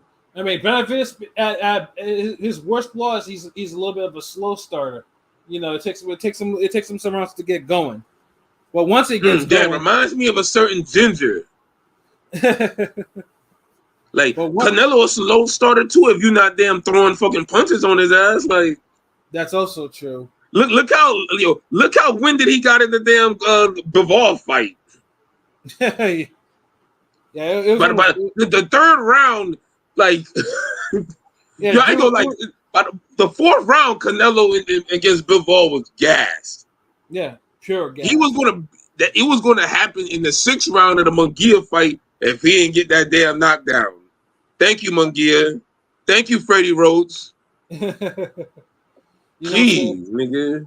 But I mean, like I said, with Munguia, obviously Munguia will still remains in the 168 picture. But with Canelo now, I mean, obviously now there's a couple of directions with Canelo. Now the most obvious one, because this was the last fight on the PBC contract that Canelo signed. So Canelo is a free agent. So obviously now right now, which is probably the strongest possibility, is Canelo will face Edgar Berlanga. In that case, if he does, I don't want to hear no Canelo fan, Stan, or whatever try to defend this fight. They're justifying it already. The only reason why I can say okay is because he's Puerto Rican. It's going to sell at the Barclays in New York because he's a New Yorker. That's the only reason. It's bullshit. It's bullshit. But that still don't mean it. That don't mean it's okay. But you know, it's justified in the sense it makes sense. You're victim blaming. And you know, and you know this because fucking Berlanga was there, fucking talking shit to every fucking body that he all week. He's been there all week. He's been there all week. Yeah. Because he's Eddie Hearn guy.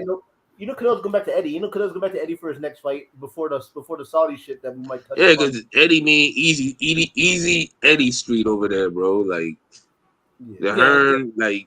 Well, because Hearn's the fights won't make no damn no impact though. I see the play because after this, obviously it's gonna be Berlanga because Matchroom shit. But obviously Eddie's got the Saudis in his pockets or vice versa. So Canelo's gonna be messing with the Saudis. You know what I'm saying? We know that's happening pretty soon here. Obviously. I mean, y'all see the play, right? I'm just saying. Yeah. It is. So that's why Berlanga's running his mouth. Running his mouth to Morrell, to Plan, to Tank. This motherfucker can't stop talking shit. He's like, that's. Real quick, how's a 3-fight deal not include fucking David Benavidez? Like, really? I'm just wondering, like when Canelo got announced to that PBC 3-fight deal, didn't we all assume Benavidez would be the third guy? I mean, there's a lot of things to assume, but most likely Canelo's been taking PBC for a ride. Like Canelo don't give a fuck about no Al Heyman or anything like that. He just he fleeces him every single time. Did he even thank Al Heyman? I don't even thank him after the fight. I mean, honestly, I thought they would have had him for a long time. But Canelo been fleecing the sport though. Like, if he's been fleecing PBC, then he damn been sure fleecing Eddie. Yeah. It's just the difference is that they don't become events when he fleecing Eddie. They're just like they come and go. The only reason this wasn't an event and it just came and went was because so much other shit going on right now. Right. And within boxing and within just the culture that run parallel to boxing. Right. But I mean, either way, it's nasty work right now because Berlanga is like at the top of 168 ratings, and he hasn't beaten a motherfucking nobody. You know what I'm saying? And and remember, it's a blatant duck too. So you got to remember this always was a constellation prize ass fight. So yeah. Do you think a Canelo Benavidez would get overshadowed by a fucking rap battle? Hell, fucking no. Shit. Even if it was the two biggest names in the damn in rap, yeah. Bruh, like fucking Tupac and Biggie ain't overshadowed no damn Tyson Holyfield. Facts. You know what I mean? Yo, it's nasty work to see Berlanga at number 1 for the WBA, and the WBA. That's crazy. The WBA is been at the helm of a lot of Canelo's 168 fuckery too. So it's like between the WBA and the WBC. It's just funny because Morrell was a WBA quote unquote regular champ for a long time. Obviously, and he got 10-11 fights, but now it's like, oh, Berlanga's got the fight. Now let's make that fight happen. But we never hear anything about Canelo versus. Canelo, so you never heard of Morrell. Get the fuck out of here. You never heard of Morrell. I'm just saying, like, come on. Well, he's heard of Morrell. Just doesn't want to deal with that. Yeah. The fuck? Dude, if he didn't hear of Benavidez, like he just now hearing of Benavidez, so you know he hear of Morel, bro. Because remember what Canelo said in his interview: "I'm Mexican. I fight whoever I want." You know that motherfucker. He's feeling himself. He's smelling himself real. He's gonna spoil himself on the vine. I'm telling you, like, did y'all peep? It'll happen. Did y'all peep when they asked about Benavidez and he kind of shut it down and they were booing? So he said, "But I'm Mexican." They all cheered him after that. Yeah, like they were booing, and then he said, "Viva Mexico!" And they're all cheering for him again. Like they just forgot about that shit. Like, damn, did we just watch this nigga duck this nigga? He's Mexican though. Like, he's Mexican though. Yeah, he's Mexican. Like I knew there was a collective boo. This thing It was a loud boo for a second. It was a loud ass boo. Yeah, that niggas was like boo. Yeah.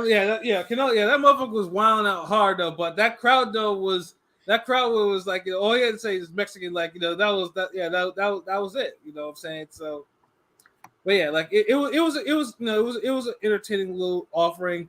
You know, like I said, you know, with the exception, of course, of that one fight, you know, like I said, shout out to Jesus Ramos, man, you know, for the brutal knockout that he scored on the prelims. Yeah, that shit was crazy. That was a good ass fight too. It was, you know, it was kind of, you know, I feel like Ramos was playing with his food, but he finished it off. So yeah, you can't hate on that. Nah, he played with his food a little bit, but if he had that performance with Lubin, we wouldn't be having this fight. Exactly. Like, I don't know what, like, but I know plenty of people told him, yo, man, that fight was yours, but you didn't, like, you didn't grab it like you should have. Like, right. You kept Lubin. So I know he learned his lesson. Like, even if he played with his food because he knew it was only a matter of time, but right, but he ain't gonna do that to nobody on Lubin level. He gonna go for it because he learned his lesson. Exactly, because he was on the fucking. Remember that fight got him demoted to the goddamn the Freeview. Exactly, that's just crazy. That motherfucker was damn near it was a co-main on a pay-per-view. Like, yeah, it was like then all of a sudden he's co-main on pay-per-view. All of a sudden he's a preview. Like, no, and he didn't even lose that bad. He got fucking low-key robbed and. So yeah, exactly.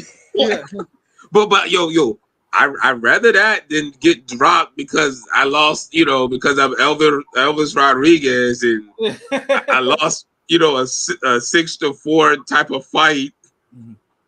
Yeah, and the funny thing is too is now it looks like Elvis Rodriguez might be leaving PBC as well too. So it's like, damned if you do, damned if you don't with him right now. It's like he's called. The game is the game, yo. I mean, supposedly Garrison Russell, but. Was supposed to go to Matchroom. Lucky that those were fake rumors, and he's fighting Edwin De Los Santos at 140, which is still a little weird, but at least he's back, I guess. Yeah, no, 140 is a little, you know, too much. I mean, congested. Yeah, 140. Yeah, Santos gonna have to take chances to make up for his last fight, but you fighting angry fists. Yeah, that's fucked up. You know, what I'm saying? But like I said, it was a good pay-per-view. Like, you know, I mean, it still should have made no damn $89.99 or whatever. And it didn't overperform like, you know, like the Zoo Fondora one, but it was perfectly acceptable. Like, it was, you know, it was a good watch for the most part. You know, next weekend though, we're not. I mean, there are two cards, but obviously the biggest card on there, the biggest fight on there is to fill a vacancy for the IBF lightweight title. We got George Kambosos Jr. and we got Vasily Lomachenko in Australia. Why up there? I would have thought Lomachenko would have had the. So I'm pretty sure it's not going to be at some normal ass time. I don't even know what time it's supposed. Is it? Yeah, it is in Australia. It's gonna be like I'm hoping the same time as the Haney Kambosos fight. So basically, real nigga American time. I hope. Oh, so they got So it might be like during the day or whatever. So yeah. I mean, it now as a fight itself. I mean, obviously Kambosos, you know, former unified champion, Lomachenko, former unified champion. Both of them, you know, known for avoiding Haney when they should have, and they eventually lost to Haney. Oh, go ahead, Pilot. I didn't know. I didn't say anything. I don't know. Yeah.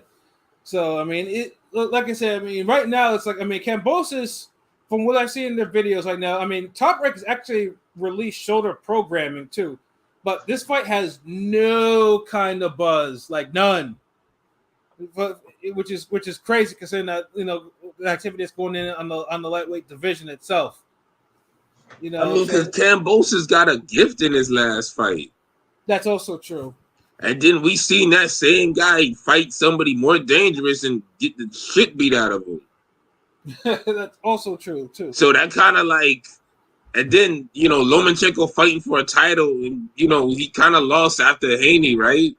Sure, yeah, he hasn't fought since. Yeah, so it's like y'all two fucking losers fighting for a belt. Why should we care? Like, I never liked this fight from the get-go. I'm just being honest. Like, it was always a fight that was like, I mean, I'm pretty sure it probably should have been other people. Like, actually, let me take a look at the. I honestly feel like you could take both those names and make a better fight matching them with other people, but throw them together. I mean, and you know what's nasty work? Zepeda is actually on top of the IBF rankings. He's on top of the WBC and the WBA, and he's number 2 for the WBO. Like, Zepeda probably should be the one that should be fighting for one of these belts against Kambosos because he's number 2. But it's probably some fuckery. Bob probably pulled some fuckery. Look here, Zepeda is a little bit too fucking dangerous. Zepeda can knock Kambosos out, and Zepeda can probably knock Lomachenko out. So it's like, this top rank be doing the round the robins the fuck out. Like, they said we match everybody else who beat or lost to them. Let's match them together now. Right? It's like, really? Like, we had Kambosos, Haney, Tio, Kambosos, Tio, Loma, Haney. We just didn't get Tio Haney because Teofimo. Yeah, the one we want out of that.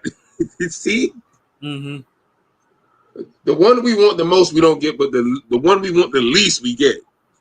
Right. Such as boxing. It is boxing. So and a lot of people, honestly, is anybody really thinking like Kambosos is gonna do something special or Lomachenko's falling off enough where we're like he'll lose this? And honestly, the thing that's the most prevalent thing that everyone's thinking. Like, even Kambosos himself is saying like, yeah, Lomachenko doesn't have the fight that he used to have. Even he's on that type of wave. And I think that because I mean, in any other situation, Lomachenko beats the shit out of Kambosos. For the most part, we all expect it to. But Lomachenko's kind of like, Lomachenko is 37. Like, I mean, even we say that, obviously his career is a little different. Lomachenko has had some hard fights, and he's had some hard fights where he's undersized. And I'm not a Lomachenko fan by any stretch of the imagination. Like, I do not a fan. But I do realize that dude has been kind of, he's kind of, dude should probably be a career featherweight, but he's been fucking around with bigger fighters. Small. I mean, he's small for a light. I mean, he's small for a lightweight, but he is a former unified champ. Yeah, but he's okay. Let's be honest. Who's smaller for lightweight, Lomachenko or Jojo Diaz? Yeah. Okay, that's true. What I'm saying is Lomachenko. Like, let's stop calling this nigga like he's tiny. He's a solid lightweight compared to like a guy like Teo and Haney, who I can see fighting at welterweight, some older, guys that are big at 135. Loma's I guess you could say a regular size lightweight if you want to, Yeah. Because these niggas, you got big ass like Rolling. He's fought some big motherfuckers and those fights with Jermaine, because he did fight Jermaine Ortiz. Jermaine Ortiz is easily a welterweight before he retired. You know what I'm saying? Like, he's big as fuck. So it's like, but he's old. Damn, and they had a fucking round robin. Like, jeez. But I don't know. Maybe I'm tripping. I can see Kambosos winning this fight. I'm not gonna pick him, but I could see if I can see something like he's at home. Would you bet on that? Nah, I don't. Damn. But I'm saying he's at home. It's he's on the hometown surface. He's okay. Let me ask you this, God. He's brought it before. We've seen him against Teofimo. It's not like we've never seen him bring it when it mattered. Yeah, nah. But that's Tio. What would you think Kambosos has to do to beat Lomachenko? I mean, fire back when because Lomachenko's gonna try to do all of them crazy angles and all the pivoting and all this. I just think if Kambosos can what box? box and punch with him. I mean, box punch with him. I mean, just kind of. I think he might be the bigger guy in this fight a little bit by a smidge, right? Probably, So I think maybe maybe making it rough, maybe making it a rough fight where you can't let Loma get his space. You know what I'm saying? I can see where it's a close fight at the end of the. I mean, do y'all think Loma's gonna stop him? Because Campbell's never been stopped before, so. I mean, is Loma really gonna damn run off combos like that to stop a nigga again? I'm saying. I mean, if it's a close fight, I can see, another one of those Loma should have won bullshits. I'm just saying, but he might have. Oh, I can't stand them Loma fans with that shit. I mean, so in terms of, King P, just want to get your thoughts on this. What do you think about this fight? And then what do you think what's your prediction? I don't give a fuck about this fight with Loma and Kangaroo Jack. Like, what do we? Oh my god. Loma's not losing this. Like, we literally just saw Kambosos get a decision that he shouldn't have gotten, against Maxi. And we've seen him struggle against like that. We put too much stock in that damn Teal fight, and every other fight he's looked like crap. He barely won. Shit, what was the fight we were there? We watched him fight at the Crawford Meme Machine. Yeah, he fought Mickey Bay. Yeah, and he barely beat Mickey Bay. Like he's not very good. I think Loma. I think Loma will use his angles and just confuse the fuck out of Kambosos. Kambosos is not that good.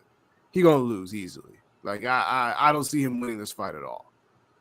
So we thinking knockout from Lomachenko or decision? No, decision, easy decision, like 9-3 type decision. Okay, Pilot. What about you? In your official opinion, prediction? I'm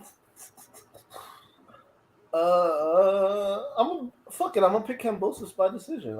I'm picking Kambosos by one of them Jeff Horn Pac-Man. Because I felt like that was a close enough fight where it wasn't a robbery. I think it'll go the same way. It'll be a good fight. I think this is actually going to be a good fight, a good matchup. Both guys are hungry for their last chance.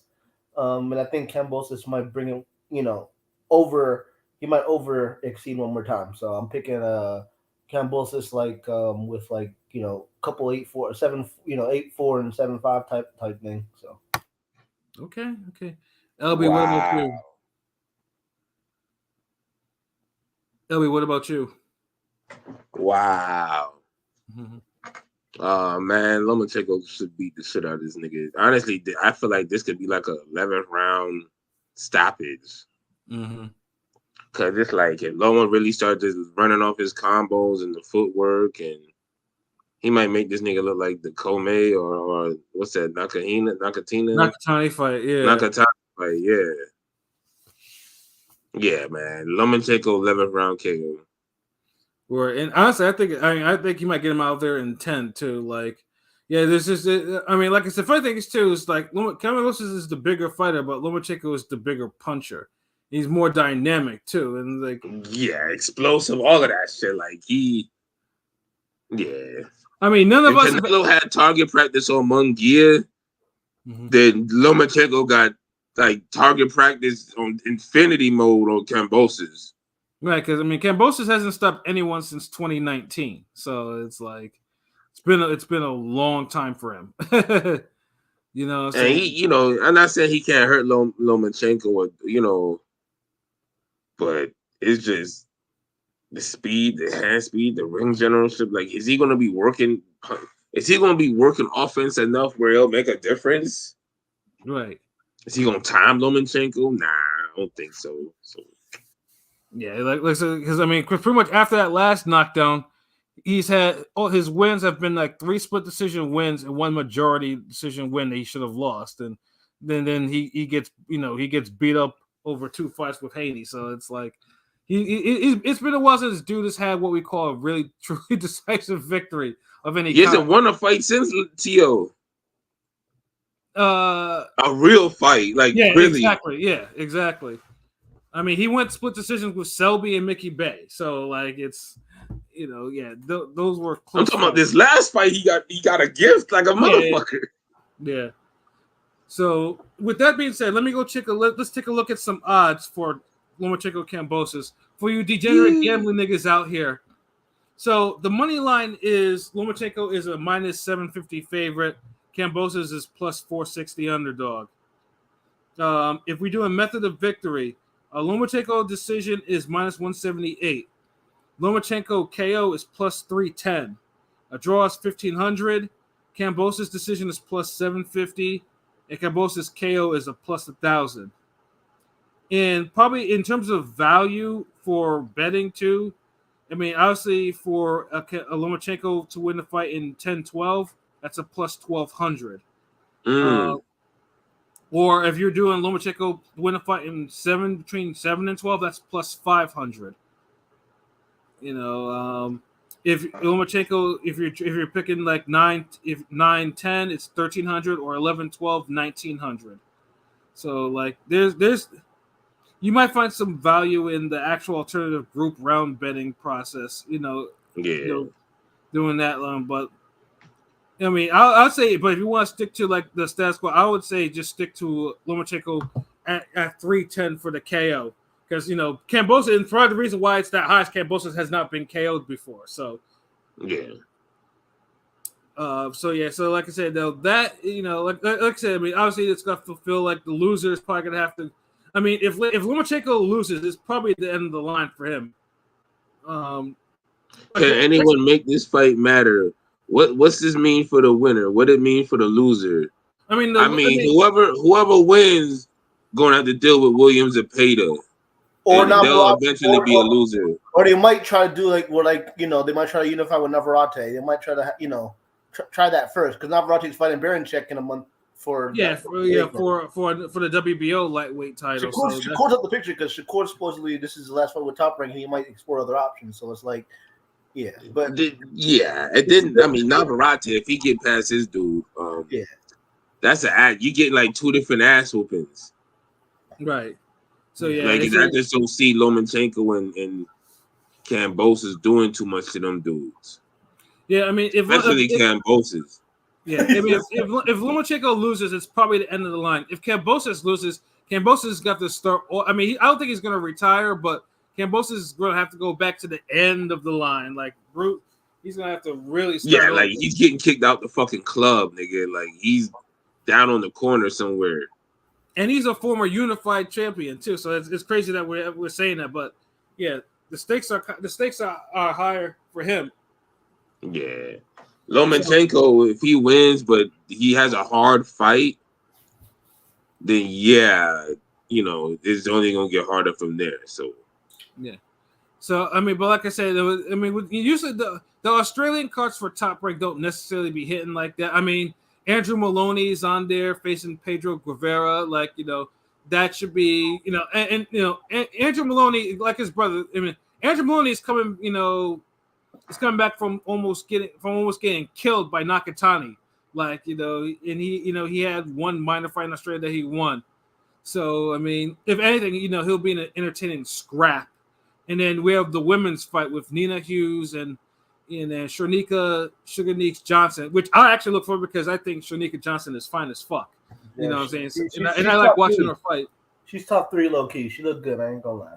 Yeah. So like I say though, I mean, but outside of that though, like it's just. Fuck! Speaking of women's boxing, did the Jessica McCaskill fight happen already? No, actually, I think it's just coming weekend. No, I mean this week. It's actually this week. There's a couple. There's like a few cards this week. It's kind of low key, a little stacked weekend in boxing. But she's. What day is that fight? It's like she's headlining, but I don't know if it's the UK time. I know it's Saturday. I don't know what time. Yeah, it's on Saturday, but it's UK time though. So it's Saturday UK time. Yeah. Yeah. So, I mean, but at least with that said, I mean that the Top Rank is the notable card, and then obviously if you're a fan of Eddie's Mexican cards, he has one on there on DAZN. Where Rocky Hernandez is, coming back from his, heartbreaking, quote unquote, like loss against O'Shaquie Foster, and truthfully, I mean, like I said, Rocky Hernandez was only a half a minute away from becoming champion because of those fucked up cards, especially that one card that one nigga filled out already. He was like, you know what, this nigga won all the rounds, like he did. just to leave me alone, that type of shit. And he's facing none other than Daniel Lugo, who gave Mauricio Laura a hard fight, a really super hard fight.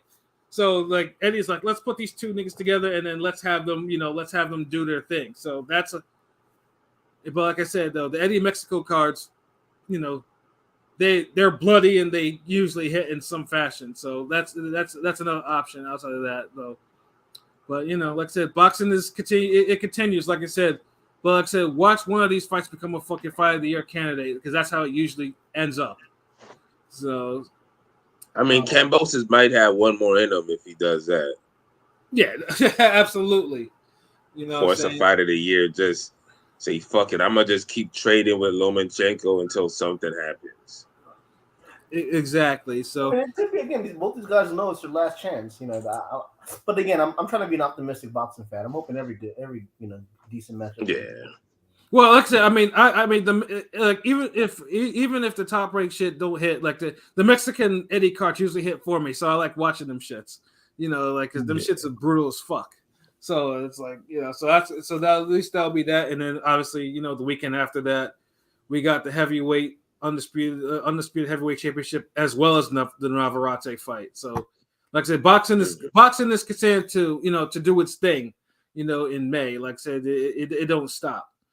You know what I'm saying? But yeah, outside, I think that's probably it. We could probably start wrapping up because I know I'm starting to feel the 4 a.m. waking up at 4 a.m. shit. Yeah, I feel you.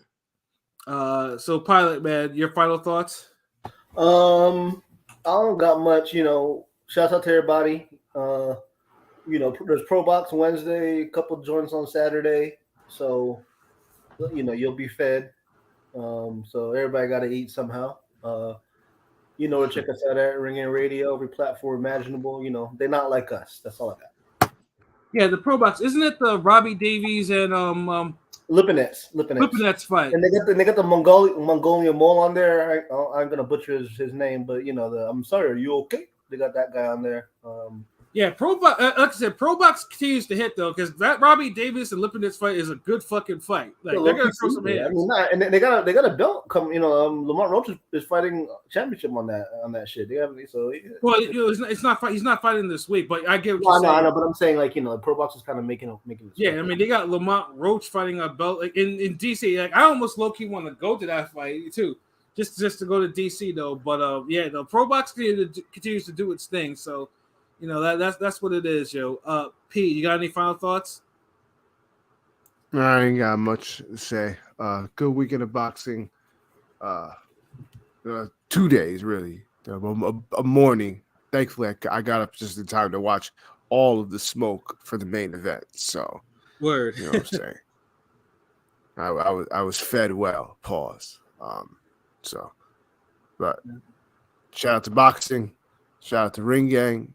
You know what it is. You know where to find us at ringgangradio.com. New Forgotten Fades article up, so please check that out. Yeah, got more content coming along the way. YouTube, Instagram, Twitter, Facebook. Just be on the lookout. We got some more stuff for y'all coming up soon, so y'all gonna like it. Trust us. Word up. LB, your final thoughts? Yeah, pretty good, solid weekend of boxing. Enjoyed it. Pretty solid weekend of rap beefs.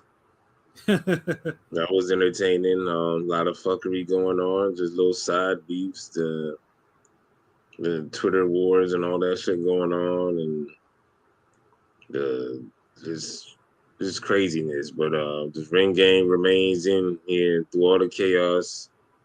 We always gonna deliver that fire, so you count on us, man. So we appreciate everybody fucking with us, the super chats. Salute Joshua O returning. We ain't seen you in a good minute, fam. So that means a lot. You OG with it. Right. Android. We appreciate the super chat as well. And everybody else who just who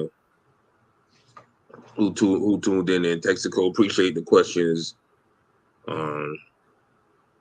Just And shout out to anybody else who, that's normally in here that's going to listen to it later. Salute you. But yeah, this was a good episode. Had fun. I did put up a new training clip earlier, so check that out. We'll probably circulate it tomorrow on Twitter. I mean, it's on YouTube now, YouTube Short, and been putting up some new clips on TikTok. Make sure you check that out. And that's about it. They told you about the new articles, Forgotten Phase, Pat, how Pat do it, Time Machine. Yes, sir. When there's a lull in the sport, you need a good classic fight to watch that no one talks about, and you want to be that guy who sounds like you're one of us in your boxing discussions. Say, hey man, do y'all see Carlos Hernandez or so and so? Do you remember Omar Figueroa and this guy? And do you remember Nakashima? This that. Mm-hmm. Yeah, one day we'll get a female Forgotten Fade. Yeah, because there are some out there. I just haven't, like I said, usually I pick the ones that I pick are usually they're like inspiration picks. Like it could either be when me and LP are having conversations, like and then the fight pops in our head, and I'm like, oh shit, that's a Forgotten Fade.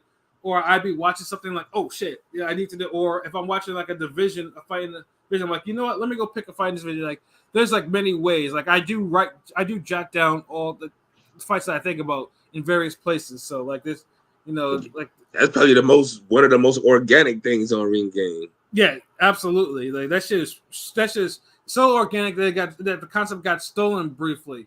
by yeah, niggas try, but it's like this is the thing with y'all motherfuckers who bite us and steal and or get inspired. Mm-hmm. This is the thing, like it's like the Stan Jonas Mastre fight. Mm-hmm. And I'll just finish it off with a boxing analogy. Yeah, you could start out with it real good, but can you finish the fight like that? Can you do that the whole fight? Can you do that? Can you do all the creative shit that we do week in and week out? Mm-hmm. On top of the podcast, that's the one thing. Can y'all just keep doing that? Y'all could bite one article or one episode or this or that, but can y'all keep pulling it off? Right. Because Ring Gang Radio, we can, and we still doing that. We still pulling it off and doing newer shit. Thursday, I don't had a couple of rants. We might be due for a music episode. Well, I mean, at least we're due for like probably a music album comparison type of shit or whatever. Yeah, I just been so fucking busy. I haven't even set one up or even if we have to. Or even if we have to go play all the fucking Drake and Kendrick songs and shit like that, because that might because somebody, I don't want to say their name, but somebody, one of the subscribers, one of the OGs, one of the people who be in here all the time, they did reach out and was like, "Yo, are y'all gonna talk about this next Thursday, the Kendrick?" Because we talked about it last Thursday too. We did. Only to like a certain extent, but now it grew. Mm-hmm. And so they was asking are y'all gonna talk about it? Like, man, at the rate they're going, they'll keep this buzzing until next Thursday. Facts. So I'm just like, shit, I mean, may as well. So I'll be done now. Kendrick went a very it might be done by now. Like we'll see. It's Monday, nigga. Like it's Tuesday. We'll see. But if anything, we might just play them all and just give our last thoughts on them shits or whatnot. But you get a little more music, unless there's some crazy shit to rant about Thursday. Right, but like I said, there's always tomorrow. There's always Wednesday. You know what I mean? So it's like. Well, actually, tomorrow is today. There's always today, and there's always Wednesday, nigga. So it's like, yeah, because remember the damn Jim Jones and the escalator fight.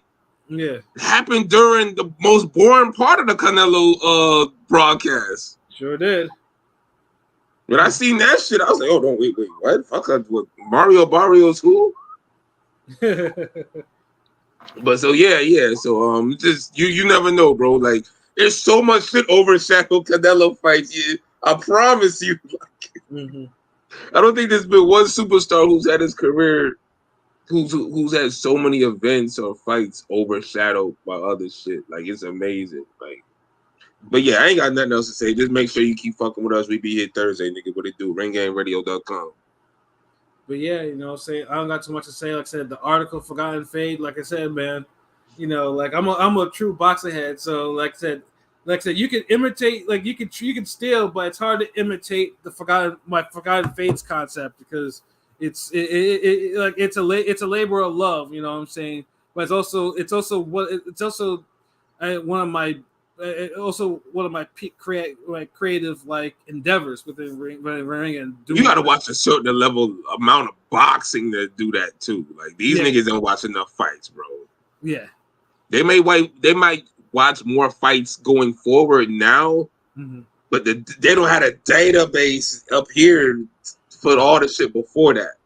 Yeah, like I said, man, I like I said, because I could even the Forgotten Faith, I could pull out some really truly obscure fights out of my head, like it's and I've done it over and over again, like that's some really truly obscure fights, you know what I'm saying, and then like I said though, some of them that I can't even find on fucking YouTube, which is some of the most annoying things in the world.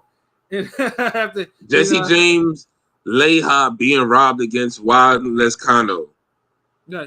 Nigga, I can't even find Vince Phelps versus like Sucre Ray Oliveira, like that shit. Like that was like a good fight. That was a great fucking fight. And that was actually due for a Forgotten Faith article, but I couldn't find the video. I couldn't find the video. So, yeah, but yeah, you have to have a certain level of fights in your head to actually pull out the Forgotten Faith concept and be able to continue it.